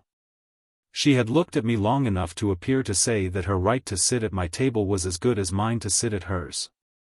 While these instants lasted, indeed, I had the extraordinary chill of feeling that it was I who was the intruder. It was as a wild protest against it that, actually addressing her, "You terrible, miserable woman," I heard myself break into a sound that, by the open door, rang through the long passage and the empty house. She looked at me as if she heard me, but I had recovered myself and cleared the air. There was nothing in the room the next minute but the sunshine and a sense that I must stay. Chapter 16. I had so perfectly expected that the return of my pupils would be marked by a demonstration that I was freshly upset at having to take into account that they were dumb about my absence. Instead of gaily denouncing and caressing me, they made no allusion to my having failed them, and I was left, for the time, on perceiving that she too said nothing, to study Mrs. Grose's odd face. I did this to such purpose that I made sure they had in some way bribed her to silence, a silence that, however, I would engage to break down on the first private opportunity. This opportunity came before tea. I secured 5 minutes with her in the housekeeper's room, where, in the twilight, amid a smell of lately baked bread, but with the place all swept and garnished, I found her sitting in pained placidity before the fire. So I see her still, so I see her best, facing the flame from her straight chair in the dusky, shining room. A large clean image of the put away, of drawers closed and locked and rest without a remedy. Oh, yes, they asked me to say nothing, and to please them, so long as they were there, of course I promised. But what had happened to you? I only went with you for the walk, I said. I had then to come back to meet a friend. She showed her surprise. A friend, you? Oh, yes, I have a couple. I laughed. But did the children give you a reason? For not alluding to your leaving us? Yes, they said you would like it better. Do you like it better? My face had made her rueful. No, I like it worse. But after an instant I added, did they say why I should like it better? No, Master Miles only said, we must do nothing but what she likes. I wish indeed he would. And what did Flora say? Miss Flora was too sweet. She said, oh, of course, of course. And I said the same. I thought a moment. You were too sweet, too, I can hear you all. But nonetheless, between Miles and me, it's now all out. All out? My companion stared. But what, miss? Everything. It doesn't matter. I've made up my mind. I came home, my dear, I went on, for a talk with Miss Jessel. I had by this time formed the habit of having Mrs. Grose literally well in hand in advance of my sounding that note. So that even now, as she bravely blinked under the signal of my word, I could keep her comparatively firm. A talk. Do you mean she spoke? It came to that. I found her, on my return, in the schoolroom. And what did she say? I can hear the good woman still, and the candor of her stupefaction. That she suffers the torments. It was this, of a truth, that made her, as she filled out my picture, gape. Do you mean, she faltered, of the lost? Of the lost. Of the damned. And that's why, to share them, I faltered myself with the horror of it. But my companion, with less imagination, kept me up. To share them? She wants Flora. Mrs. Grose might, as I gave it to her, fairly have fallen away from me had I not been prepared. I still held her there, to show I was. As I've told you, however, it doesn't matter. Because you've made up your mind? But to what? To everything. And what do you call everything? Why, sending for their uncle. Oh, miss, in pity do, my friend broke out. Ah, but I will. I see it's the only way. What's out, as I told you, with Miles is that if he thinks I'm afraid to, and has ideas of what he gains by that, he shall see he's mistaken. Yes. His uncle shall have it here from me on the spot, and before the boy himself, if necessary, that if I'm to be reproached with having done nothing again about more school. Yes. Miss, my companion pressed me. Well, there's that awful reason. There were now clearly so many of these for my poor colleague that she was excusable for being vague. But, which? Why, the letter from his old place. You'll show it to the master? I ought to have done so on the instant. Oh, no, said Mrs. Grose with decision. I'll put it before him, I went on inexorably, that I can't undertake to work the question on behalf of a child who has been expelled. For we've never in the least known what Mrs. Grose declared. For wickedness. For what else, when he's so clever and beautiful and perfect? Is he stupid? Is he untidy? Is he infirm? Is he ill-natured? He's exquisite, so it can be only that. And that would open up the whole thing. After all, I said, it's their uncle's fault. If he left here such people. He didn't really in the least know them. The fault's mine.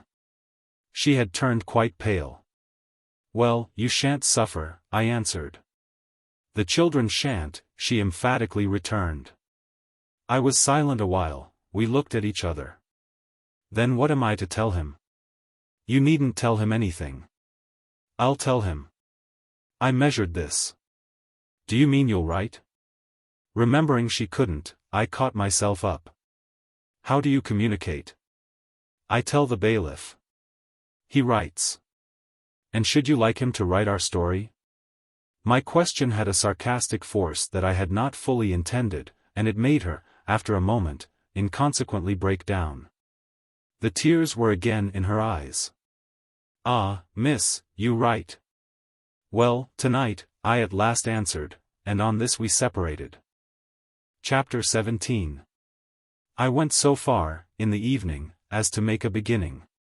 The weather had changed back, a great wind was abroad, and beneath the lamp, in my room, with Flora at peace beside me. I sat for a long time before a blank sheet of paper and listened to the lash of the rain and the batter of the gusts. Finally I went out, taking a candle, I crossed the passage and listened a minute at Miles's door. What, under my endless obsession, I had been impelled to listen for was some betrayal of his not being at rest, and I presently caught one, but not in the form I had expected. His voice tinkled out. I say, you there, come in. It was a gaiety in the gloom. I went in with my light and found him, in bed, very wide awake, but very much at his ease. "Well, what are you up to?" he asked with a grace of sociability in which it occurred to me that Mrs. Grose, had she been present, might have looked in vain for proof that anything was out. I stood over him with my candle. "How did you know I was there?" "Why, of course I heard you. Did you fancy you made no noise? You're like a troop of cavalry," he beautifully laughed. "Then you weren't asleep?" "Not much. I lie awake and think." I had put my candle, designedly, a short way off, and then, as he held out his friendly old hand to me, had sat down on the edge of his bed. "What is it," I asked, "that you think of?" "What in the world, my dear, but you?" "Ah, the pride I take in your appreciation doesn't insist on that. I had so far rather you slept." "Well, I think also, you know, of this queer business of ours." I marked the coolness of his firm little hand. "Of what queer business, Miles?" "Why, the way you bring me up. And all the rest." I fairly held my breath a minute, and even from my glimmering taper there was light enough to show how he smiled up at me from his pillow. "What do you mean by all the rest?" "Oh, you know. I could say nothing for a minute, though I felt, as I held his hand and our eyes continued to meet, that my silence had all the air of admitting his charge and that nothing in the whole world of reality was perhaps at that moment so fabulous as our actual relation. "Certainly you shall go back to school," I said, "if it be that troubles you.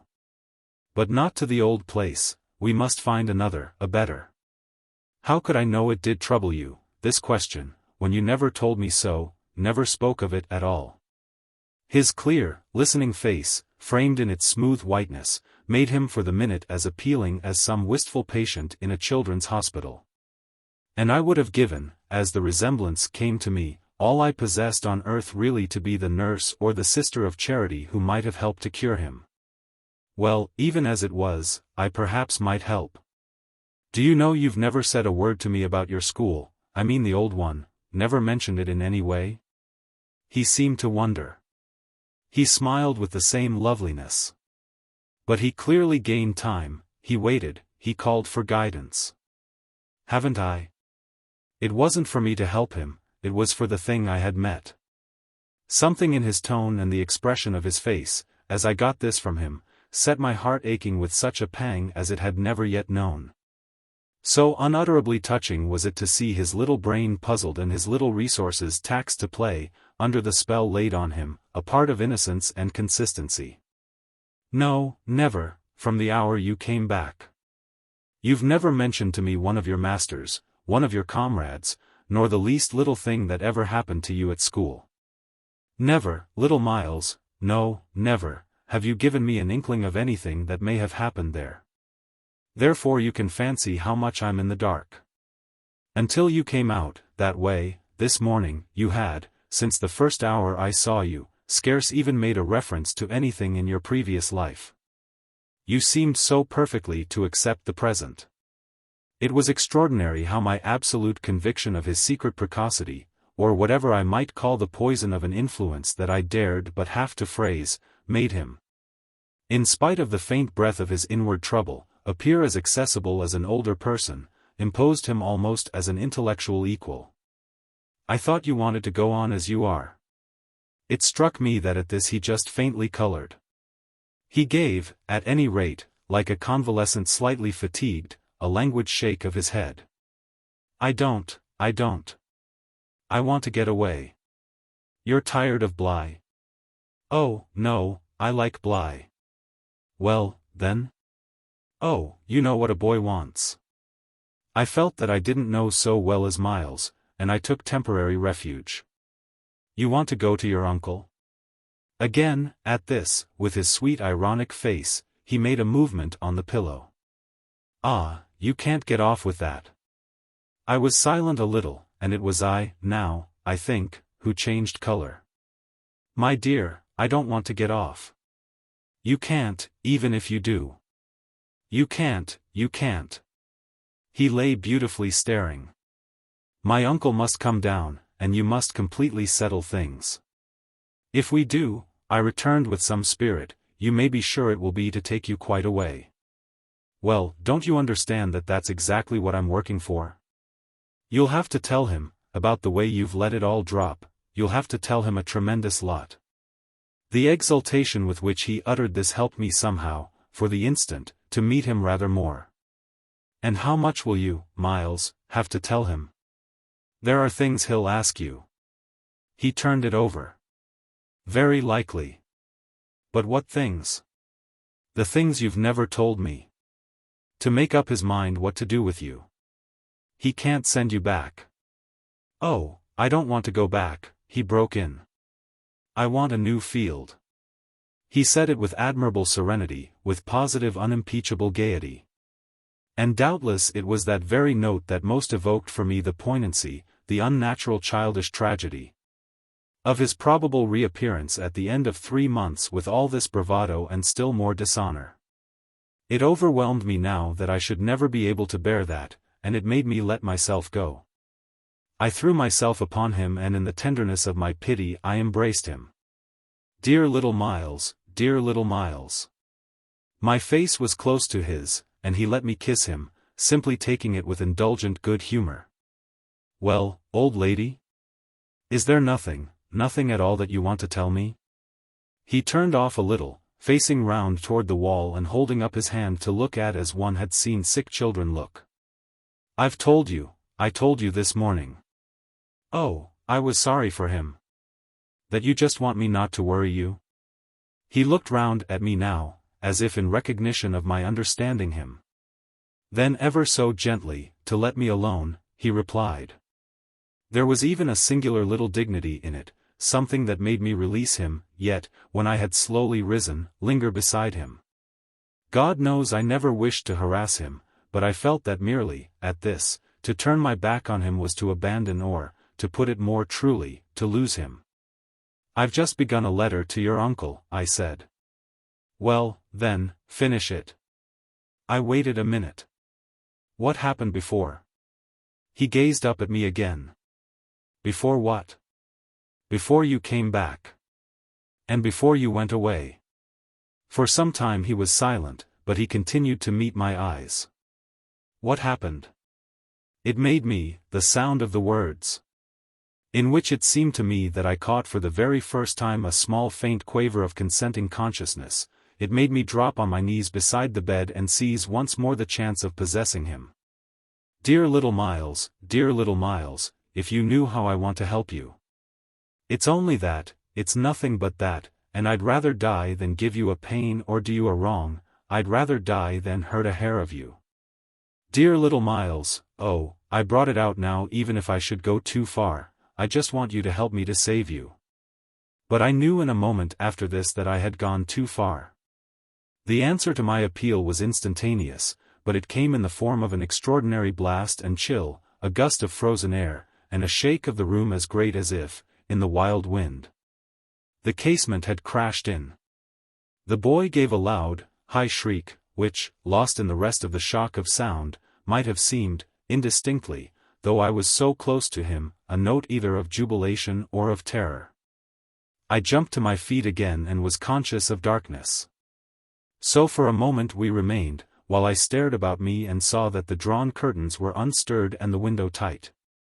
Why, the candle's out. I then cried. It was I who blew it, dear, said Miles. Chapter 18.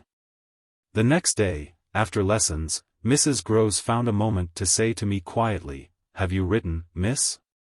Yes, I've written. But I didn't add, for the hour, that my letter, sealed and directed, was still in my pocket. There would be time enough to send it before the messenger should go to the village. Meanwhile there had been, on the part of my pupils, no more brilliant, more exemplary morning. It was exactly as if they had both had at heart to gloss over any recent little friction. They performed the dizziest feats of arithmetic, soaring quite out of my feeble range, and perpetrated, in higher spirits than ever, geographical and historical jokes. It was conspicuous of course in Miles in particular that he appeared to wish to show how easily he could let me down. This child, to my memory, really lives in a setting of beauty and misery that no words can translate. There was a distinction all his own in every impulse he revealed. Never was a small natural creature, to the uninitiated eye all frankness and freedom, a more ingenious, a more extraordinary little gentleman. I had perpetually to guard against the wonder of contemplation into which my initiated view betrayed me. To check the irrelevant gaze and discouraged sigh in which I constantly both attacked and renounced the enigma of what such a little gentleman could have done that deserved a penalty. Say that, by the dark prodigy I knew, the imagination of all evil had been opened up to him, all the justice within me ached for the proof that it could ever have flowered into an act. He had never, at any rate, been such a little gentleman as when, after our early dinner on this dreadful day, he came round to me and asked if I shouldn't like him, for half an hour, to play to me. David playing to Saul could never have shown a finer sense of the occasion. It was literally a charming exhibition of tact, of magnanimity, and quite tantamount to his saying outright, "The true knights we love to read about never push an advantage too far." I know what you mean now. You mean that, to be let alone yourself and not followed up, you'll cease to worry and spy upon me, won't keep me so close to you, will let me go and come. Well, I come, you see, but I don't go. There'll be plenty of time for that. I do really delight in your society, and I only want to show you that I contended for a principle. It may be imagined whether I resisted this appeal or failed to accompany him again, hand in hand, to the schoolroom. He sat down at the old piano and played as he had never played. And if there are those who think he had better have been kicking a football, I can only say that I wholly agree with them. For at the end of a time that under his influence I had quite ceased to measure, I started up with a strange sense of having literally slept at my post. It was after luncheon, and by the schoolroom fire, and yet I hadn't really, in the least, slept. I had only done something much worse. I had forgotten. Where, all this time, was Flora? When I put the question to Miles, he played on a minute before answering and then could only say, "Why, my dear, how do I know?" Breaking moreover into a happy laugh which, immediately after, as if it were a vocal accompaniment, he prolonged into incoherent, extravagant song. I went straight to my room, but his sister was not there. Then, before going downstairs, I looked into several others. As she was nowhere about, she would surely be with Mrs. Grose, whom, in the comfort of that theory, I accordingly proceeded in quest of. I found her where I had found her the evening before, but she met my quick challenge with blank, scared ignorance. She had only supposed that, after the repast, I had carried off both the children. As to which she was quite in her right, for it was the very first time I had allowed the little girl out of my sight without some special provision. Of course now indeed she might be with the maids, so that the immediate thing was to look for her without an air of alarm. This we promptly arranged between us.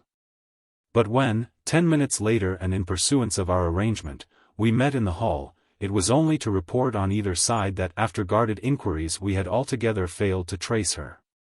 For a minute there, apart from observation, we exchanged mute alarms, and I could feel with what high interest my friend returned me all those I had from the first given her. "She'll be above," she presently said, "in one of the rooms you haven't searched." "No, she's at a distance." I had made up my mind. "She has gone out." Mrs. Grose stared. "Without a hat?" I naturally also looked volumes. "Isn't that woman always without one?" "She's with her." "She's with her," I declared. "We must find them." My hand was on my friend's arm, but she failed for the moment, confronted with such an account of the matter, to respond to my pressure. She communed, on the contrary, on the spot, with her uneasiness. "And where's Master Miles?" "Oh, he's with Quint. They're in the schoolroom." "Lord, miss." My view, I was myself aware, and therefore I suppose my tone, had never yet reached so calm an assurance. "The trick's played," I went on, "they've successfully worked their plan." He found the most divine little way to keep me quiet while she went off. "Divine?" Mrs. Grose bewilderedly echoed. "Infernal," then," I almost cheerfully rejoined. "He has provided for himself as well. But come." She had helplessly gloomed at the upper regions. "You leave him? So long with Quint?" "Yes, I don't mind that now." She always ended, at these moments, by getting possession of my hand, and in this manner she could at present still stay me. But after gasping an instant at my sudden resignation, "Because of your letter," she eagerly brought out. I quickly, by way of answer, felt for my letter, drew it forth, held it up, and then, freeing myself, went and laid it on the great hall table. "Luke will take it," I said as I came back. I reached the house door and opened it. I was already on the steps. My companion still demurred. The storm of the night and the early morning had dropped, but the afternoon was damp and grey. I came down to the drive while she stood in the doorway. "You go with nothing on?" "What do I care when the child has nothing?" "I can't wait to dress," I cried, "and if you must do so, I leave you. Try meanwhile, yourself, upstairs." "With them?" Oh, on this, the poor woman promptly joined me. Chapter 19. We went straight to the lake, as it was called at Bly, and I dare say rightly called. Though I reflect that it may in fact have been a sheet of water less remarkable than it appeared to my untravelled eyes. My acquaintance with sheets of water was small, and the pool of Bly, at all events on the few occasions of my consenting, under the protection of my pupils. To affront its surface in the old flat-bottomed boat moored there for our use, had impressed me both with its extent and its agitation. The usual place of embarkation was half a mile from the house, but I had an intimate conviction that, wherever Flora might be, she was not near home. She had not given me the slip for any small adventure, and, since the day of the very great one that I had shared with her by the pond, I had been aware, in our walks, of the quarter to which she most inclined. This was why I had now given to Mrs. Grose's steps so marked a direction that made her, when she perceived it, oppose a resistance that showed me she was freshly mystified. "You're going to the water, miss? You think she's in?" "She may be, though the depth is, I believe, nowhere very great. But what I judge most likely is that she's on the spot from which, the other day, we saw together what I told you." "When she pretended not to see?" "With that astounding self-possession? I've always been sure she wanted to go back alone. And now her brother has managed it for her." Mrs. Grose still stood where she had stopped. "You suppose they really talk of them?" I could meet this with a confidence. "They say things that, if we heard them, would simply appall us." "And if she is there?" "Yes." "Then Miss Jessel is?" "Beyond a doubt." "You shall see." "Oh, thank you," my friend cried, planted so firm that, taking it in, I went straight on without her. By the time I reached the pool, however, she was close behind me, and I knew that, whatever, to her apprehension, might befall me, the exposure of my society struck her as her least danger. She exhaled a moan of relief as we at last came in sight of the greater part of the water without a sight of the child. There was no trace of Flora on that nearer side of the bank where my observation of her had been most startling, and none on the opposite edge, where, save for a margin of some 20 yards, a thick copse came down to the water.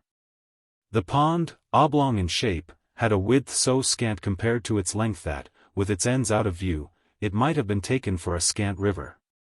We looked at the empty expanse, and then I felt the suggestion of my friend's eyes. I knew what she meant and I replied with a negative headshake. "No, no, wait. She has taken the boat." My companion stared at the vacant mooring place and then again across the lake. "Then where is it?" "Our not seeing it is the strongest of proofs. She has used it to go over, and then has managed to hide it." "All alone, that child?" "She's not alone, and at such times she's not a child, she's an old woman." I scanned all the visible shore while Mrs. Grose took again, into the queer element I offered her, one of her plunges of submission. Then I pointed out that the boat might perfectly be in a small refuge formed by one of the recesses of the pool, an indentation masked, for the hither side, by a projection of the bank and by a clump of trees growing close to the water. But if the boat's there, where on earth's she? My colleague anxiously asked. That's exactly what we must learn. And I started to walk further. By going all the way round? Certainly, far as it is. It will take us but 10 minutes, but it's far enough to have made the child prefer not to walk. She went straight over. Laws, cried my friend again. The chain of my logic was ever too much for her. It dragged her at my heels even now, and when we had got halfway round, a devious, tiresome process, on ground much broken and by a path choked with overgrowth, I paused to give her breath. I sustained her with a grateful arm, assuring her that she might hugely help me. And this started us afresh, so that in the course of but few minutes more we reached a point from which we found the boat to be where I had supposed it. It had been intentionally left as much as possible out of sight and was tied to one of the stakes of a fence that came, just there, down to the brink and that had been an assistance to disembarking. I recognized, as I looked at the pair of short, thick oars, quite safely drawn up, the prodigious character of the feat for a little girl. But I had lived, by this time, too long among wonders and had panted to too many livelier measures. There was a gate in the fence, through which we passed, and that brought us, after a trifling interval, more into the open. Then, there she is, we both exclaimed at once. Flora, a short way off, stood before us on the grass and smiled as if her performance was now complete. The next thing she did, however, was to stoop straight down and pluck, quite as if it were all she was there for, a big, ugly spray of withered fern. I instantly became sure she had just come out of the copse. She waited for us, not herself taking a step, and I was conscious of the rare solemnity with which we presently approached her. She smiled, and we met, but it was all done in a silence by this time flagrantly ominous. Mrs. Grose was the first to break the spell. She threw herself on her knees and, drawing the child to her breast, clasped in a long embrace the little tender, yielding body. While this dumb convulsion lasted I could only watch it, which I did the more intently when I saw Flora's face peep at me over our companion's shoulder. It was serious now, the flicker had left it. But it strengthened the pang with which I at that moment envied Mrs. Grose the simplicity of her relation. Still, all this while, nothing more passed between us save that Flora had let her foolish fern again drop to the ground. What she and I had virtually said to each other was that pretexts were useless now. When Mrs. Grose finally got up she kept the child's hand, so that the two were still before me. And the singular reticence of our communion was even more marked in the frank look she launched me. I'll be hanged, it said, if I'll speak. It was Flora who, gazing all over me in candid wonder, was the first. She was struck with our bare-headed aspect. Why, where are your things? Where yours are, my dear. I promptly returned. She had already got back her gaiety, and appeared to take this as an answer quite sufficient. And where's Miles? She went on. There was something in the small valor of it that quite finished me. These 3 words from her were, in a flash like the glitter of a drawn blade, the jostle of the cup that my hand, for weeks and weeks, had held high and full to the brim that now, even before speaking, I felt overflow in a deluge. I'll tell you if you'll tell me, I heard myself say, then heard the tremor in which it broke. Well, what? Mrs. Grose's suspense blazed at me, but it was too late now, and I brought the thing out handsomely. Where, my pet, is Miss Jessel? Chapter 20. Just as in the churchyard with Miles, the whole thing was upon us. Much as I had made of the fact that this name had never once, between us, been sounded, the quick, smitten glare with which the child's face now received it fairly likened my breach of the silence to the smash of a pane of glass. It added to the interposing cry, as if to stay the blow, that Mrs. Grose, at the same instant, uttered over my violence, the shriek of a creature scared, or rather wounded, which, in turn, within a few seconds, was completed by a gasp of my own. I seized my colleague's arm. "She's there, she's there." Miss Jessel stood before us on the opposite bank exactly as she had stood the other time, and I remember, strangely, as the first feeling now produced in me, my thrill of joy at having brought on a proof. She was there, and I was justified. She was there, and I was neither cruel nor mad. She was there for poor scared Mrs. Grose, but she was there most for Flora. And no moment of my monstrous time was perhaps so extraordinary as that in which I consciously threw out to her, with the sense that, pale and ravenous demon as she was, she would catch and understand it, an inarticulate message of gratitude. She rose erect on the spot my friend and I had lately quitted, and there was not, in all the long reach of her desire, an inch of her evil that fell short.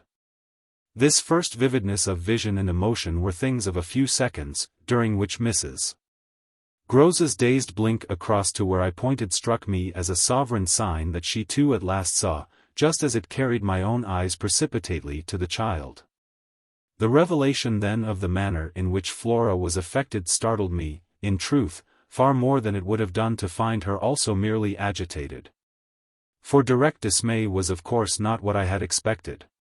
Prepared and on her guard as our pursuit had actually made her, she would repress every betrayal.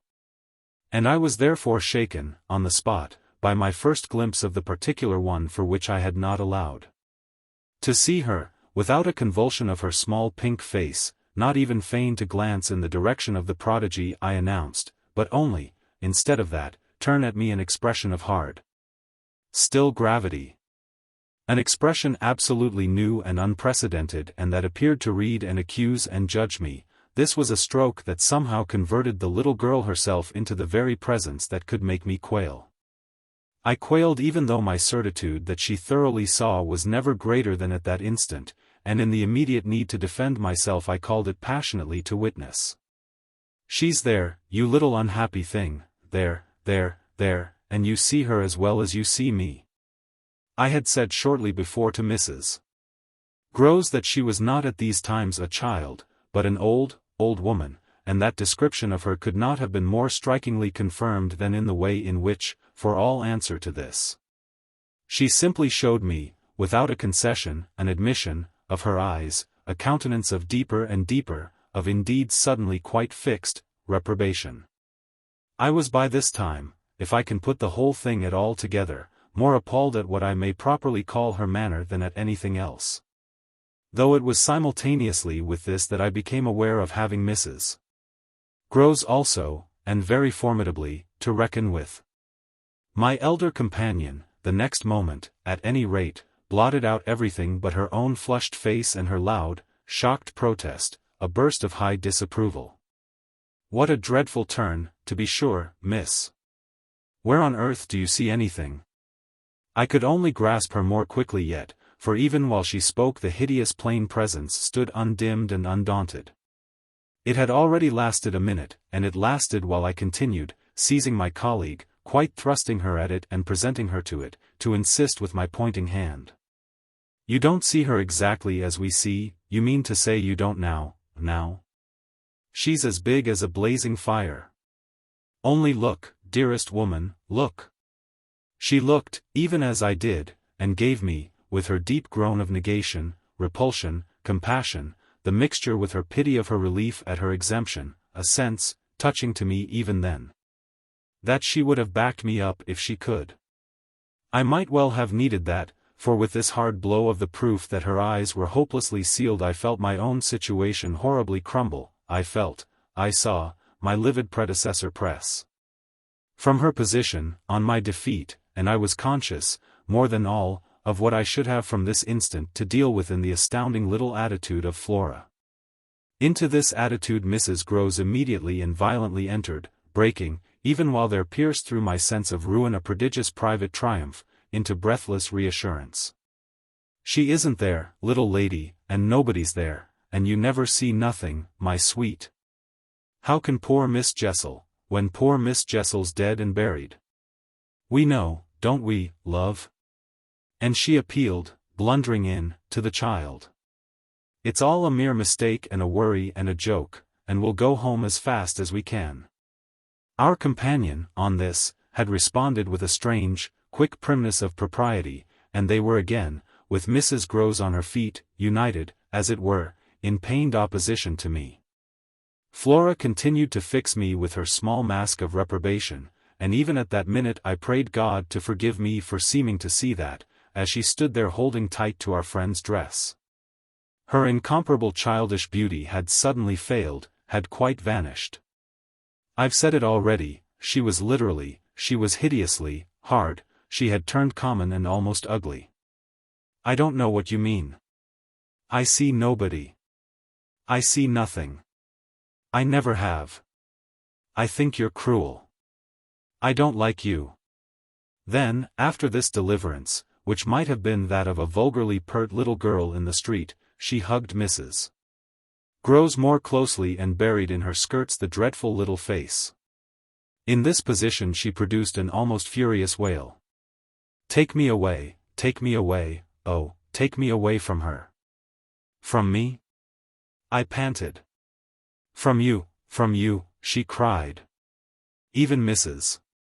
Grose looked across at me dismayed, while I had nothing to do but communicate again with the figure that, on the opposite bank, without a movement, as rigidly still as if catching. Beyond the interval, our voices, was as vividly there for my disaster as it was not there for my service. The wretched child had spoken exactly as if she had got from some outside source each of her stabbing little words, and I could therefore, in the full despair of all I had to accept, but sadly shake my head at her. If I had ever doubted, all my doubt would at present have gone. I've been living with the miserable truth, and now it has only too much closed round me. Of course I've lost you, I've interfered, and you've seen, under her dictation, with which I faced, over the pool again, our infernal witness, the easy and perfect way to meet it. I've done my best, but I've lost you. Goodbye. For Mrs. Grose I had an imperative, an almost frantic, go, go. Before which, in infinite distress, but mutely possessed of the little girl and clearly convinced, in spite of her blindness, that something awful had occurred and some collapse engulfed us, she retreated, by the way we had come, as fast as she could move. Of what first happened when I was left alone I had no subsequent memory. I only knew that at the end of, I suppose, a quarter of an hour, an odorous dampness and roughness, chilling and piercing my trouble, had made me understand that I must have thrown myself on my face, on the ground and given way to a wildness of grief. I must have lain there long and cried and sobbed, for when I raised my head the day was almost done. I got up and looked a moment, through the twilight, at the grey pool and its blank, haunted edge, and then I took, back to the house, my dreary and difficult course. When I reached the gate in the fence the boat, to my surprise, was gone, so that I had a fresh reflection to make on Flora's extraordinary command of the situation. She passed that night, by the most tacit, and I should add, were not the word so grotesque a false note, the happiest of arrangements, with Mrs. Grose. I saw neither of them on my return, but, on the other hand, as by an ambiguous compensation, I saw a great deal of Miles. I saw, I can use no other phrase, so much of him that it was as if it were more than it had ever been. No evening I had passed at Bly had the portentous quality of this one. In spite of which, and in spite also of the deeper depths of consternation that had opened beneath my feet, there was literally, in the ebbing actual, an extraordinarily sweet sadness. On reaching the house I had never so much as looked for the boy. I had simply gone straight to my room to change what I was wearing and to take in, at a glance, much material testimony to Flora's rupture. Her little belongings had all been removed. When later, by the schoolroom fire, I was served with tea by the usual maid, I indulged, on the article of my other pupil, in no inquiry whatever. He had his freedom now, he might have it to the end. Well, he did have it, and it consisted, in part at least, of his coming in at about 8 o'clock and sitting down with me in silence. On the removal of the tea things I had blown out the candles and drawn my chair closer, I was conscious of a mortal coldness and felt as if I should never again be warm. So, when he appeared, I was sitting in the glow with my thoughts. He paused a moment by the door as if to look at me. Then, as if to share them, came to the other side of the hearth and sank into a chair. We sat there in absolute stillness, yet he wanted, I felt, to be with me. Chapter 21. Before a new day, in my room, had fully broken, my eyes opened to Mrs. Grose, who had come to my bedside with worse news. Flora was so markedly feverish that an illness was perhaps at hand. She had passed a night of extreme unrest, a night agitated above all by fears that had for their subject not in the least her former, but wholly her present, governess. It was not against the possible re-entrance of Miss Jessel on the scene that she protested, it was conspicuously and passionately against mine. I was promptly on my feet of course, and with an immense deal to ask, the more that my friend had discernibly now girded her loins to meet me once more. This I felt as soon as I had put to her the question of her sense of the child's sincerity as against my own. She persists in denying to you that she saw, or has ever seen, anything. My visitor's trouble, truly, was great. Ah, miss, it isn't a matter on which I can push her. Yet it isn't either, I must say, as if I much needed to. It has made her, every inch of her, quite old. Oh, I see her perfectly from here. She resents, for all the world like some high little personage, the imputation on her truthfulness and, as it were, her respectability. Miss Jessel indeed, she's respectable, the chit. The impression she gave me there yesterday was, I assure you, the very strangest of all, it was quite beyond any of the others. I did put my foot in it. She'll never speak to me again. Hideous and obscure as it all was, it held Mrs. Grose briefly silent, then she granted my point with a frankness which, I made sure, had more behind it. I think indeed, miss, she never will. She do have a grand manner about it. And that manner, I summed it up, is practically what's the matter with her now. Oh, that manner, I could see in my visitor's face, and not a little else besides. She asks me every 3 minutes if I think you're coming in. I see. I, too, on my side, had so much more than worked it out.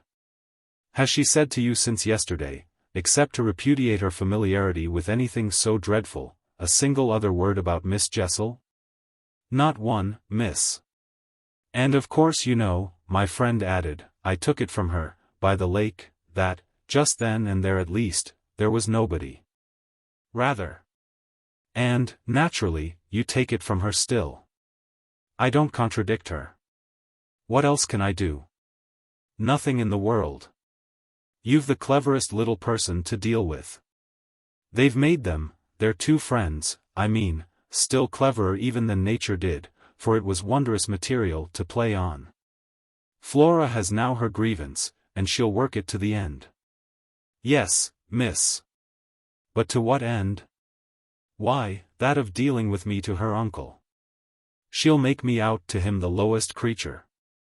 I winced at the fair show of the scene in Mrs. Grose's face. She looked for a minute as if she sharply saw them together. And him who thinks so well of you. He has an odd way, it comes over me now, I laughed, of proving it. But that doesn't matter. What Flora wants, of course, is to get rid of me. My companion bravely concurred. Never again to so much as look at you. So that what you've come to me now for, I asked, is to speed me on my way? Before she had time to reply, however, I had her in check. I've a better idea, the result of my reflections. My going would seem the right thing, and on Sunday I was terribly near it. Yet that won't do. It's you who must go. You must take Flora. My visitor, at this, did speculate. But where in the world? Away from here. Away from them. Away, even most of all, now, from me. Straight to her uncle. Only to tell on you? No, not only. To leave me, in addition, with my remedy. She was still vague. And what is your remedy? Your loyalty, to begin with. And then Miles's. She looked at me hard. Do you think he won't, if he has the chance, turn on me? Yes, I venture still to think it. At all events, I want to try. Get off with his sister as soon as possible and leave me with him alone. I was amazed, myself, at the spirit I had still in reserve, and therefore perhaps a trifle the more disconcerted at the way in which, in spite of this fine example of it, she hesitated. There's one thing, of course, I went on, they mustn't, before she goes, see each other for 3 seconds.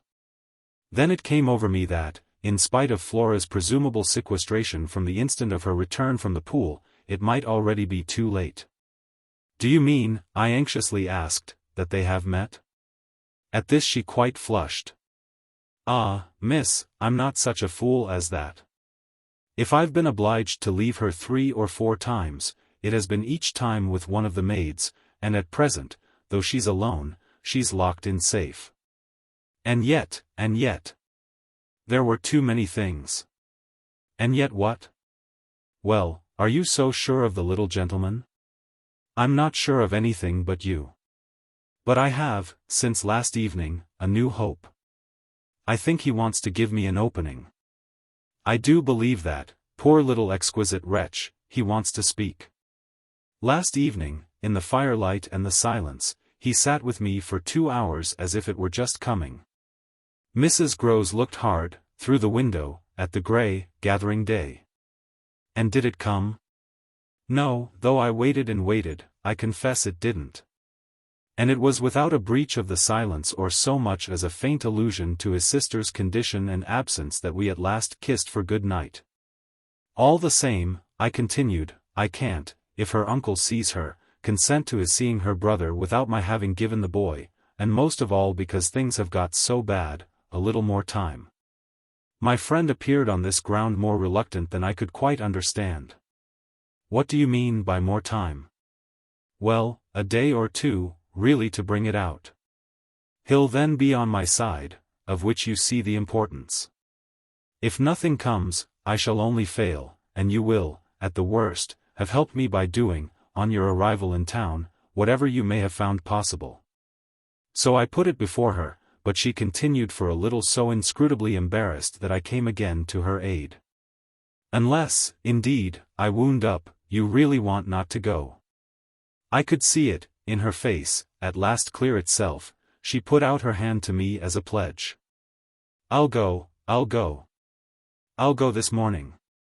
I wanted to be very just. If you should wish still to wait, I would engage she shouldn't see me. No, it's the place itself. She must leave it.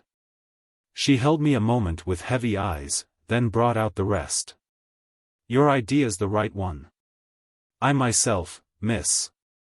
Well? I can't stay. The look she gave me with it made me jump at possibilities. You mean that, since yesterday, you have seen? She shook her head with dignity. I've heard. Heard? From that child, horrors. There, she sighed with tragic relief. On my honor, miss, she says things. But at this evocation she broke down, she dropped, with a sudden sob, upon my sofa and, as I had seen her do before, gave way to all the grief of it. It was quite in another manner that I, for my part, let myself go. Oh, thank God! She sprang up again at this, drying her eyes with a groan. Thank God! It so justifies me. It does that, miss. I couldn't have desired more emphasis, but I just hesitated. She's so horrible. I saw my colleague scarce knew how to put it. Really shocking. And about me? About you, miss, since you must have it. It's beyond everything, for a young lady, and I can't think wherever she must have picked up the appalling language she applied to me. I can, then. I broke in with a laugh that was doubtless significant enough. It only, in truth, left my friend still more grave. Well, perhaps I ought to also, since I've heard some of it before. Yet I can't bear it, the poor woman went on while, with the same movement, she glanced, on my dressing table, at the face of my watch. But I must go back.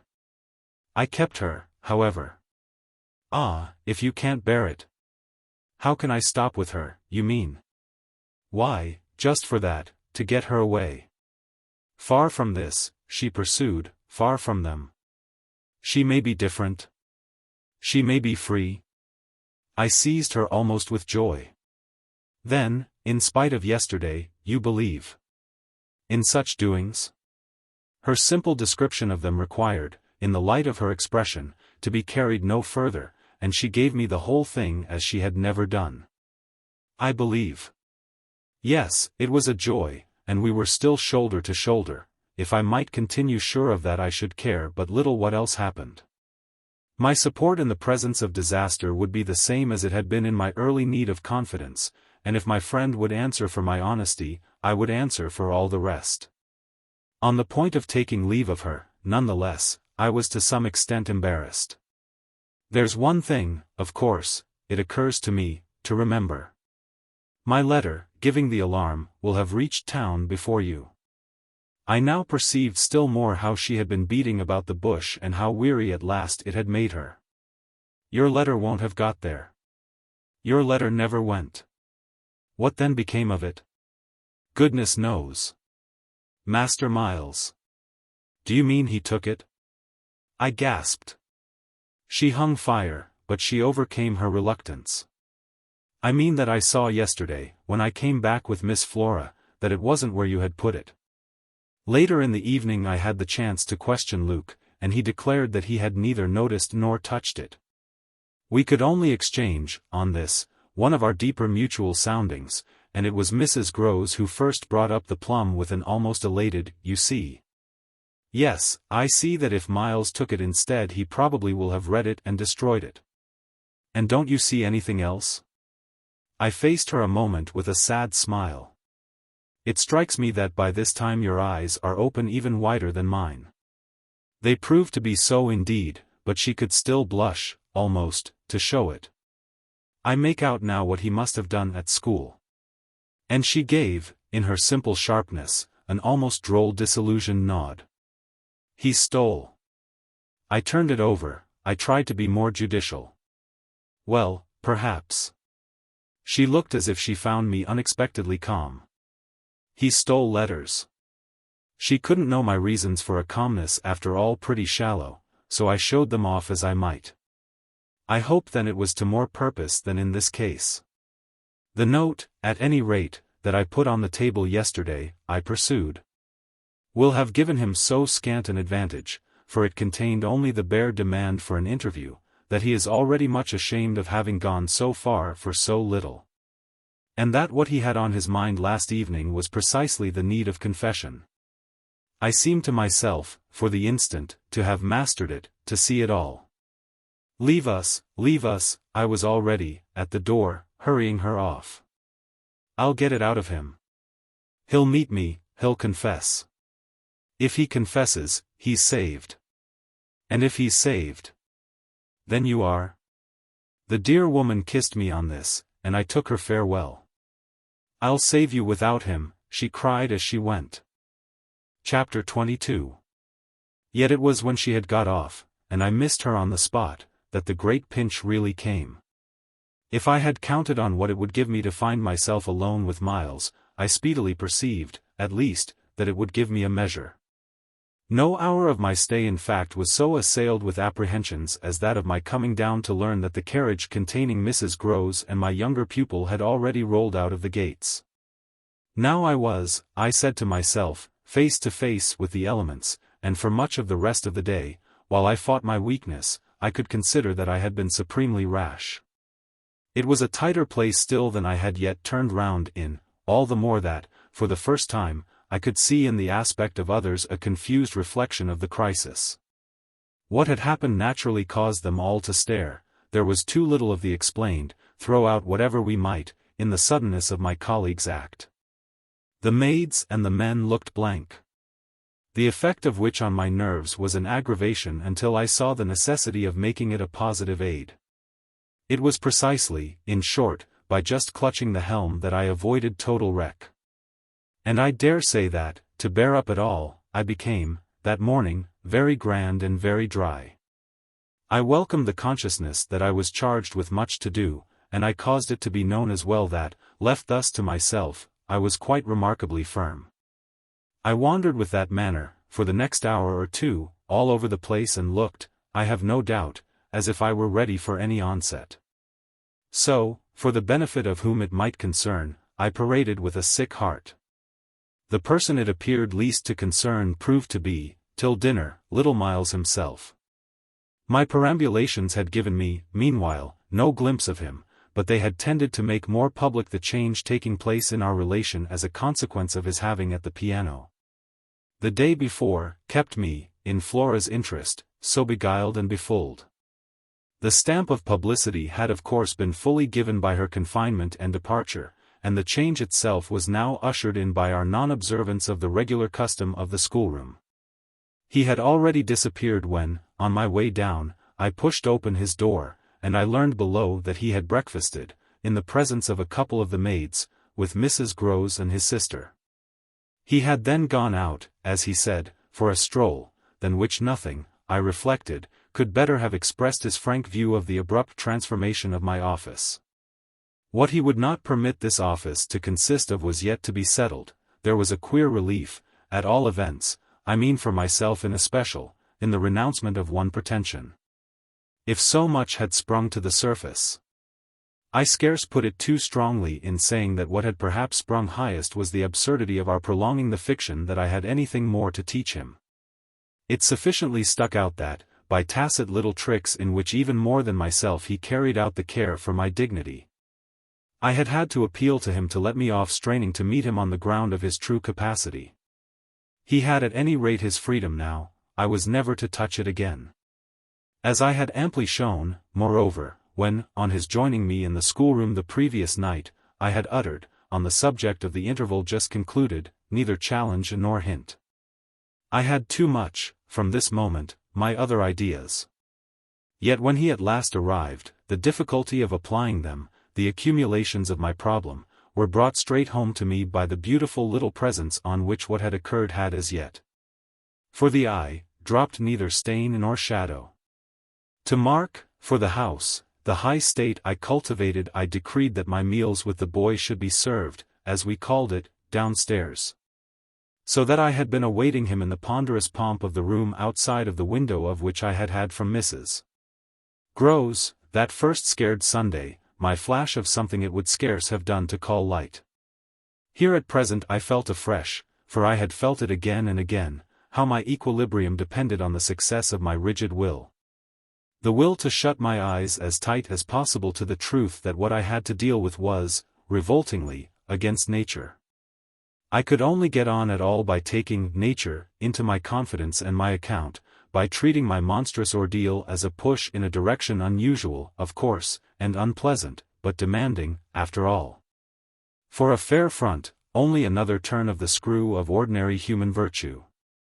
No attempt, none the less, could well require more tact than just this attempt to supply, oneself, all the nature. How could I put even a little of that article into a suppression of reference to what had occurred?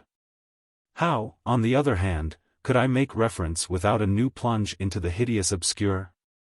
Well, a sort of answer, after a time, had come to me, and it was so far confirmed as that I was met, incontestably, by the quickened vision of what was rare in my little companion. It was indeed as if he had found even now, as he had so often found at lessons, still some other delicate way to ease me off. Wasn't there light in the fact which, as we shared our solitude, broke out with a specious glitter it had never yet quite worn? The fact that, opportunity aiding, precious opportunity which had now come, it would be preposterous, with a child so endowed, to forego the help one might wrest from absolute intelligence? What had his intelligence been given him for but to save him? Mightn't one, to reach his mind, risk the stretch of an angular arm over his character? It was as if, when we were face to face in the dining room, he had literally shown me the way. The roast mutton was on the table, and I had dispensed with attendance. Miles, before he sat down, stood a moment with his hands in his pockets and looked at the joint, on which he seemed on the point of passing some humorous judgment. But what he presently produced was, "I say, my dear, is she really very awfully ill? Little Flora? Not so bad but that she'll presently be better. London will set her up." Bligh had ceased to agree with her. "Come here and take your mutton."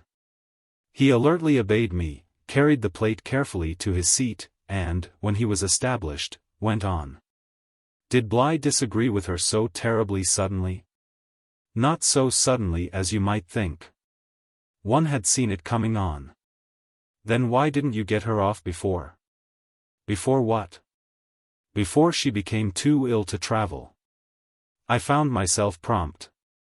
She's not too ill to travel, she only might have become so if she had stayed. This was just the moment to seize. The journey will dissipate the influence, oh, I was grand, and carry it off. I see, Miles, for that matter, was grand, too. He settled to his repast with the charming little, table manner, that, from the day of his arrival, had relieved me of all grossness of admonition.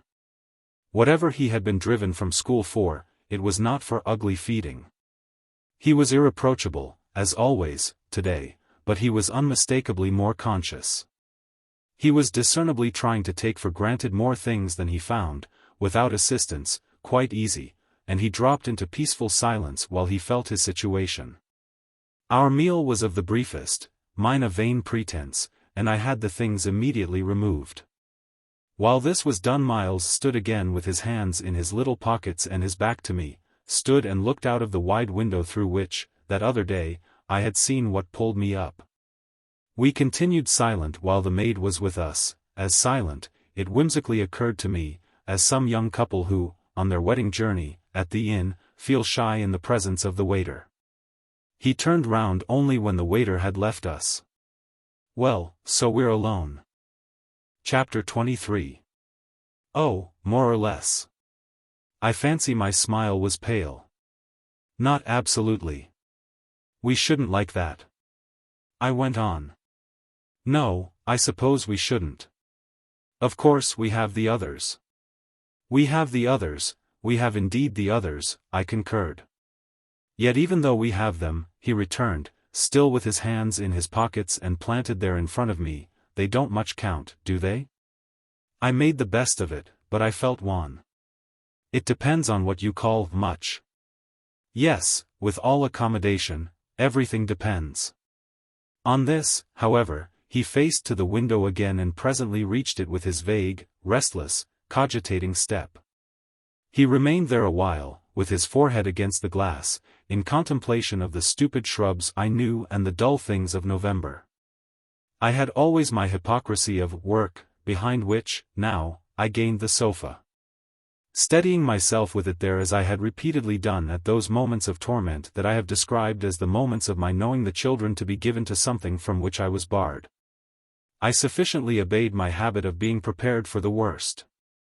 But an extraordinary impression dropped on me as I extracted a meaning from the boy's embarrassed back, none other than the impression that I was not barred now. This inference grew in a few minutes to sharp intensity and seemed bound up with the direct perception that it was positively he who was. The frames and squares of the great window were a kind of image, for him, of a kind of failure.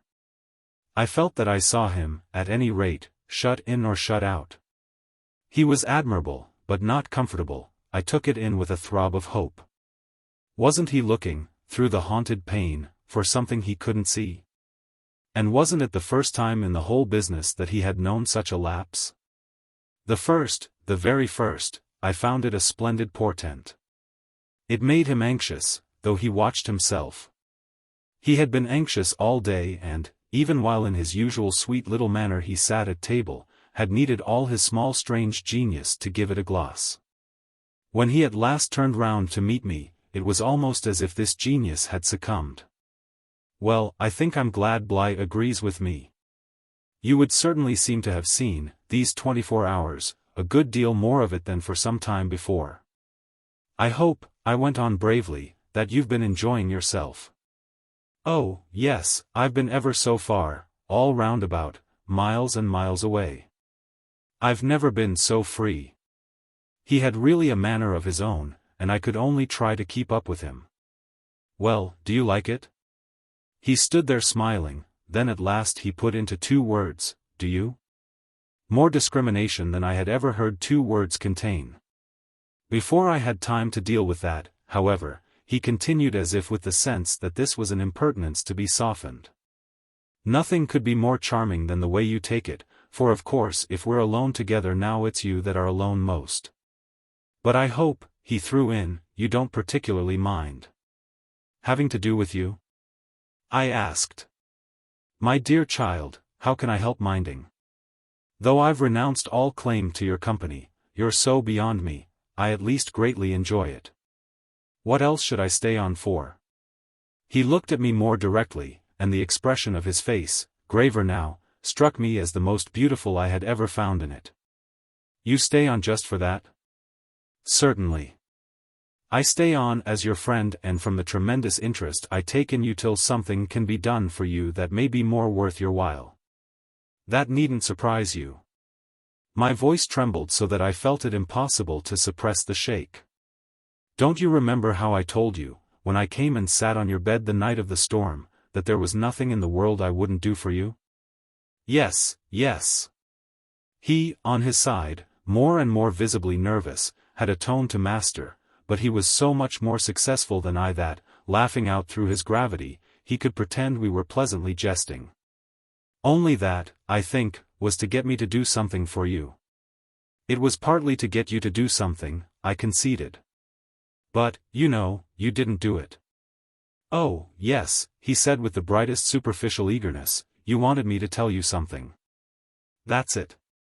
Out, straight out. What you have on your mind, you know. Ah, then, is that what you've stayed over for? He spoke with a gaiety through which I could still catch the finest little quiver of resentful passion. But I can't begin to express the effect upon me of an implication of surrender even so faint. It was as if what I had yearned for had come at last only to astonish me. Well, yes, I may as well make a clean breast of it, it was precisely for that. He waited so long that I supposed it for the purpose of repudiating the assumption on which my action had been founded, but what he finally said was, do you mean now, here? There couldn't be a better place or time. He looked round him uneasily, and I had the rare, oh, the queer impression of the very first symptom I had seen in him of the approach of immediate fear. It was as if he were suddenly afraid of me, which struck me indeed as perhaps the best thing to make him. Yet in the very pang of the effort I felt it vain to try sternness, and I heard myself the next instant so gentle as to be almost grotesque. You want so to go out again? Awfully. He smiled at me heroically, and the touching little bravery of it was enhanced by his actually flushing with pain. He had picked up his hat, which he had brought in, and stood twirling it in a way that gave me, even as I was just nearly reaching port, a perverse horror of what I was doing. To do it in any way was an act of violence. For what did it consist of but the obtrusion of the idea of grossness and guilt on a small helpless creature who had been for me a revelation of the possibilities of beautiful intercourse? Wasn't it base to create for a being so exquisite a mere alien awkwardness? I suppose I now read into our situation a clearness it couldn't have had at the time, for I seemed to see our poor eyes already lighted with some spark of a prevision of the anguish that was to come. So we circled about, with terrors and scruples, like fighters not daring to close. But it was for each other we feared. That kept us a little longer suspended and unbruised. I'll tell you everything, Miles said, I mean I'll tell you anything you like. You'll stay on with me, and we shall both be all right, and I will tell you, I will. But not now. Why not now?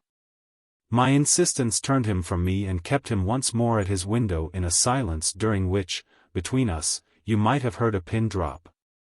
Then he was before me again with the air of a person for whom, outside, someone who had frankly to be reckoned with was waiting.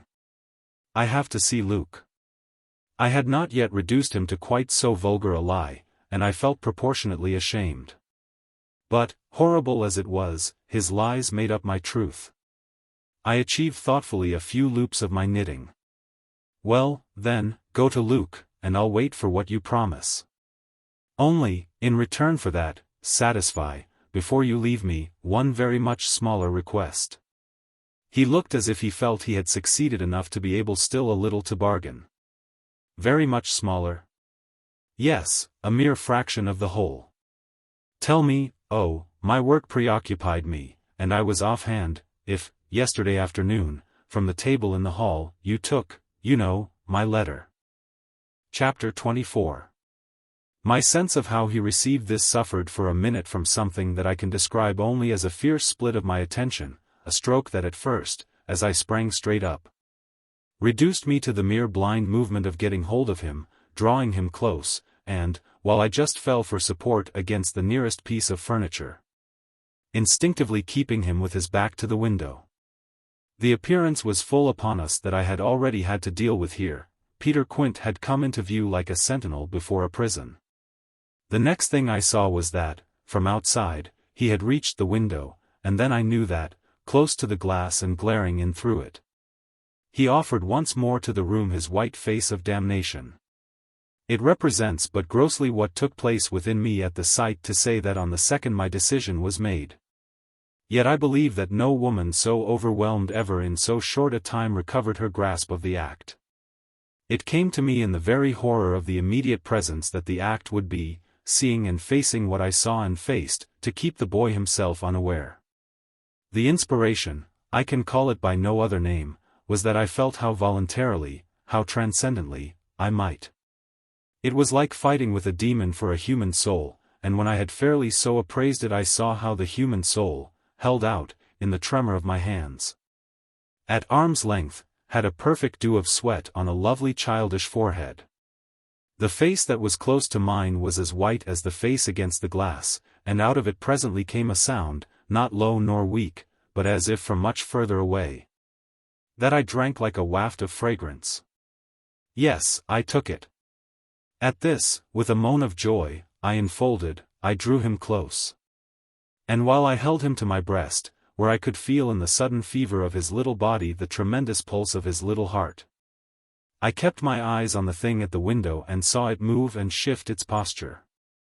I have likened it to a sentinel, but its slow wheel, for a moment, was rather the prowl of a baffled beast. My present quickened courage, however, was such that, not too much to let it through, I had to shade, as it were, my flame. Meanwhile the glare of the face was again at the window, the scoundrel fixed as if to watch and wait. It was the very confidence that I might now defy him, as well as the positive certitude, by this time, of the child's unconsciousness, that made me go on. What did you take it for? To see what you said about me. You opened the letter? I opened it. My eyes were now, as I held him off a little again, on Miles's own face, in which the collapse of mockery showed me how complete was the ravage of uneasiness. What was prodigious was that at last, by my success, his sense was sealed and his communication stopped. He knew that he was in presence, but knew not of what. And knew still less that I also was and that I did know. And what did this strain of trouble matter when my eyes went back to the window only to see that the air was clear again and, by my personal triumph, the influence quenched? There was nothing there. I felt that the cause was mine and that I should surely get all. And you found nothing. I let my elation out. He gave the most mournful, thoughtful little headshake. Nothing. Nothing, nothing. I almost shouted in my joy. Nothing, nothing, he sadly repeated. I kissed his forehead, it was drenched. So what have you done with it? I've burned it. Burned it? It was now or never. Is that what you did at school? Oh, what this brought up. At school? Did you take letters, or other things? Other things? He appeared now to be thinking of something far off and that reached him only through the pressure of his anxiety. Yet it did reach him. Did I steal? I felt myself redden to the roots of my hair as well as wondered if it were more strange to put to a gentleman such a question or to see him take it with allowances that gave the very distance of his fall in the world. Was it for that you mightn't go back? The only thing he felt was rather a dreary little surprise. Did you know I mightn't go back? I know everything. He gave me at this the longest and strangest look. Everything? Everything. Therefore did you? But I couldn't say it again. Miles could, very simply. No. I didn't steal. My face must have shown him I believed him utterly, yet my hands, but it was for pure tenderness, shook him as if to ask him why, if it was all for nothing, he had condemned me to months of torment. What then did you do? He looked in vague pain all round the top of the room and drew his breath, 2 or 3 times over, as if with difficulty. He might have been standing at the bottom of the sea and raising his eyes to some faint green twilight. Well, I said things. Only that? They thought it was enough. To turn you out for? Never, truly, had a person, turned out, shown so little to explain it as this little person. He appeared to weigh my question, but in a manner quite detached and almost helpless. Well, I suppose I oughtn't. But to whom did you say them? He evidently tried to remember, but it dropped, he had lost it. I don't know. He almost smiled at me in the desolation of his surrender, which was indeed practically, by this time, so complete that I ought to have left it there. But I was infatuated, I was blind with victory, though even then the very effect that was to have brought him so much nearer was already that of added separation. Was it to everyone? I asked. No. It was only to, but he gave a sick little headshake. I don't remember their names. Were they then so many? No, only a few. Those I liked. Those he liked? I seemed to float not into clearness, but into a darker obscure, and within a minute there had come to me out of my very pity the appalling alarm of his being perhaps innocent. It was for the instant confounding and bottomless, for if he were innocent, what then on earth was I? Paralyzed, while it lasted, by the mere brush of the question, I let him go a little, so that, with a deep-drawn sigh, he turned away from me again. Which, as he faced toward the clear window, I suffered, feeling that I had nothing now there to keep him from. And did they repeat what you said? I went on after a moment. He was soon at some distance from me, still breathing hard and again with the air, though now without anger for it, of being confined against his will. Once more, as he had done before, he looked up at the dim day as if, of what had hitherto sustained him, nothing was left but an unspeakable anxiety. Oh, yes, he nevertheless replied, they must have repeated them. To those they liked, he added. There was, somehow, less of it than I had expected, but I turned it over. And these things came round? To the masters? Oh, yes, he answered very simply. But I didn't know they'd tell. The masters? They didn't, they've never told. That's why I ask you. He turned to me again his little beautiful fevered face. Yes, it was too bad. Too bad? What I suppose I sometimes said. To write home. I can't name the exquisite pathos of the contradiction given to such a speech by such a speaker, I only know that the next instant I heard myself throw off with homely force, stuff and nonsense. But the next after that I must have sounded stern enough. What were these things? My sternness was all for his judge, his executioner. Yet it made him avert himself again, and that movement made me, with a single bound and an irrepressible cry, spring straight upon him.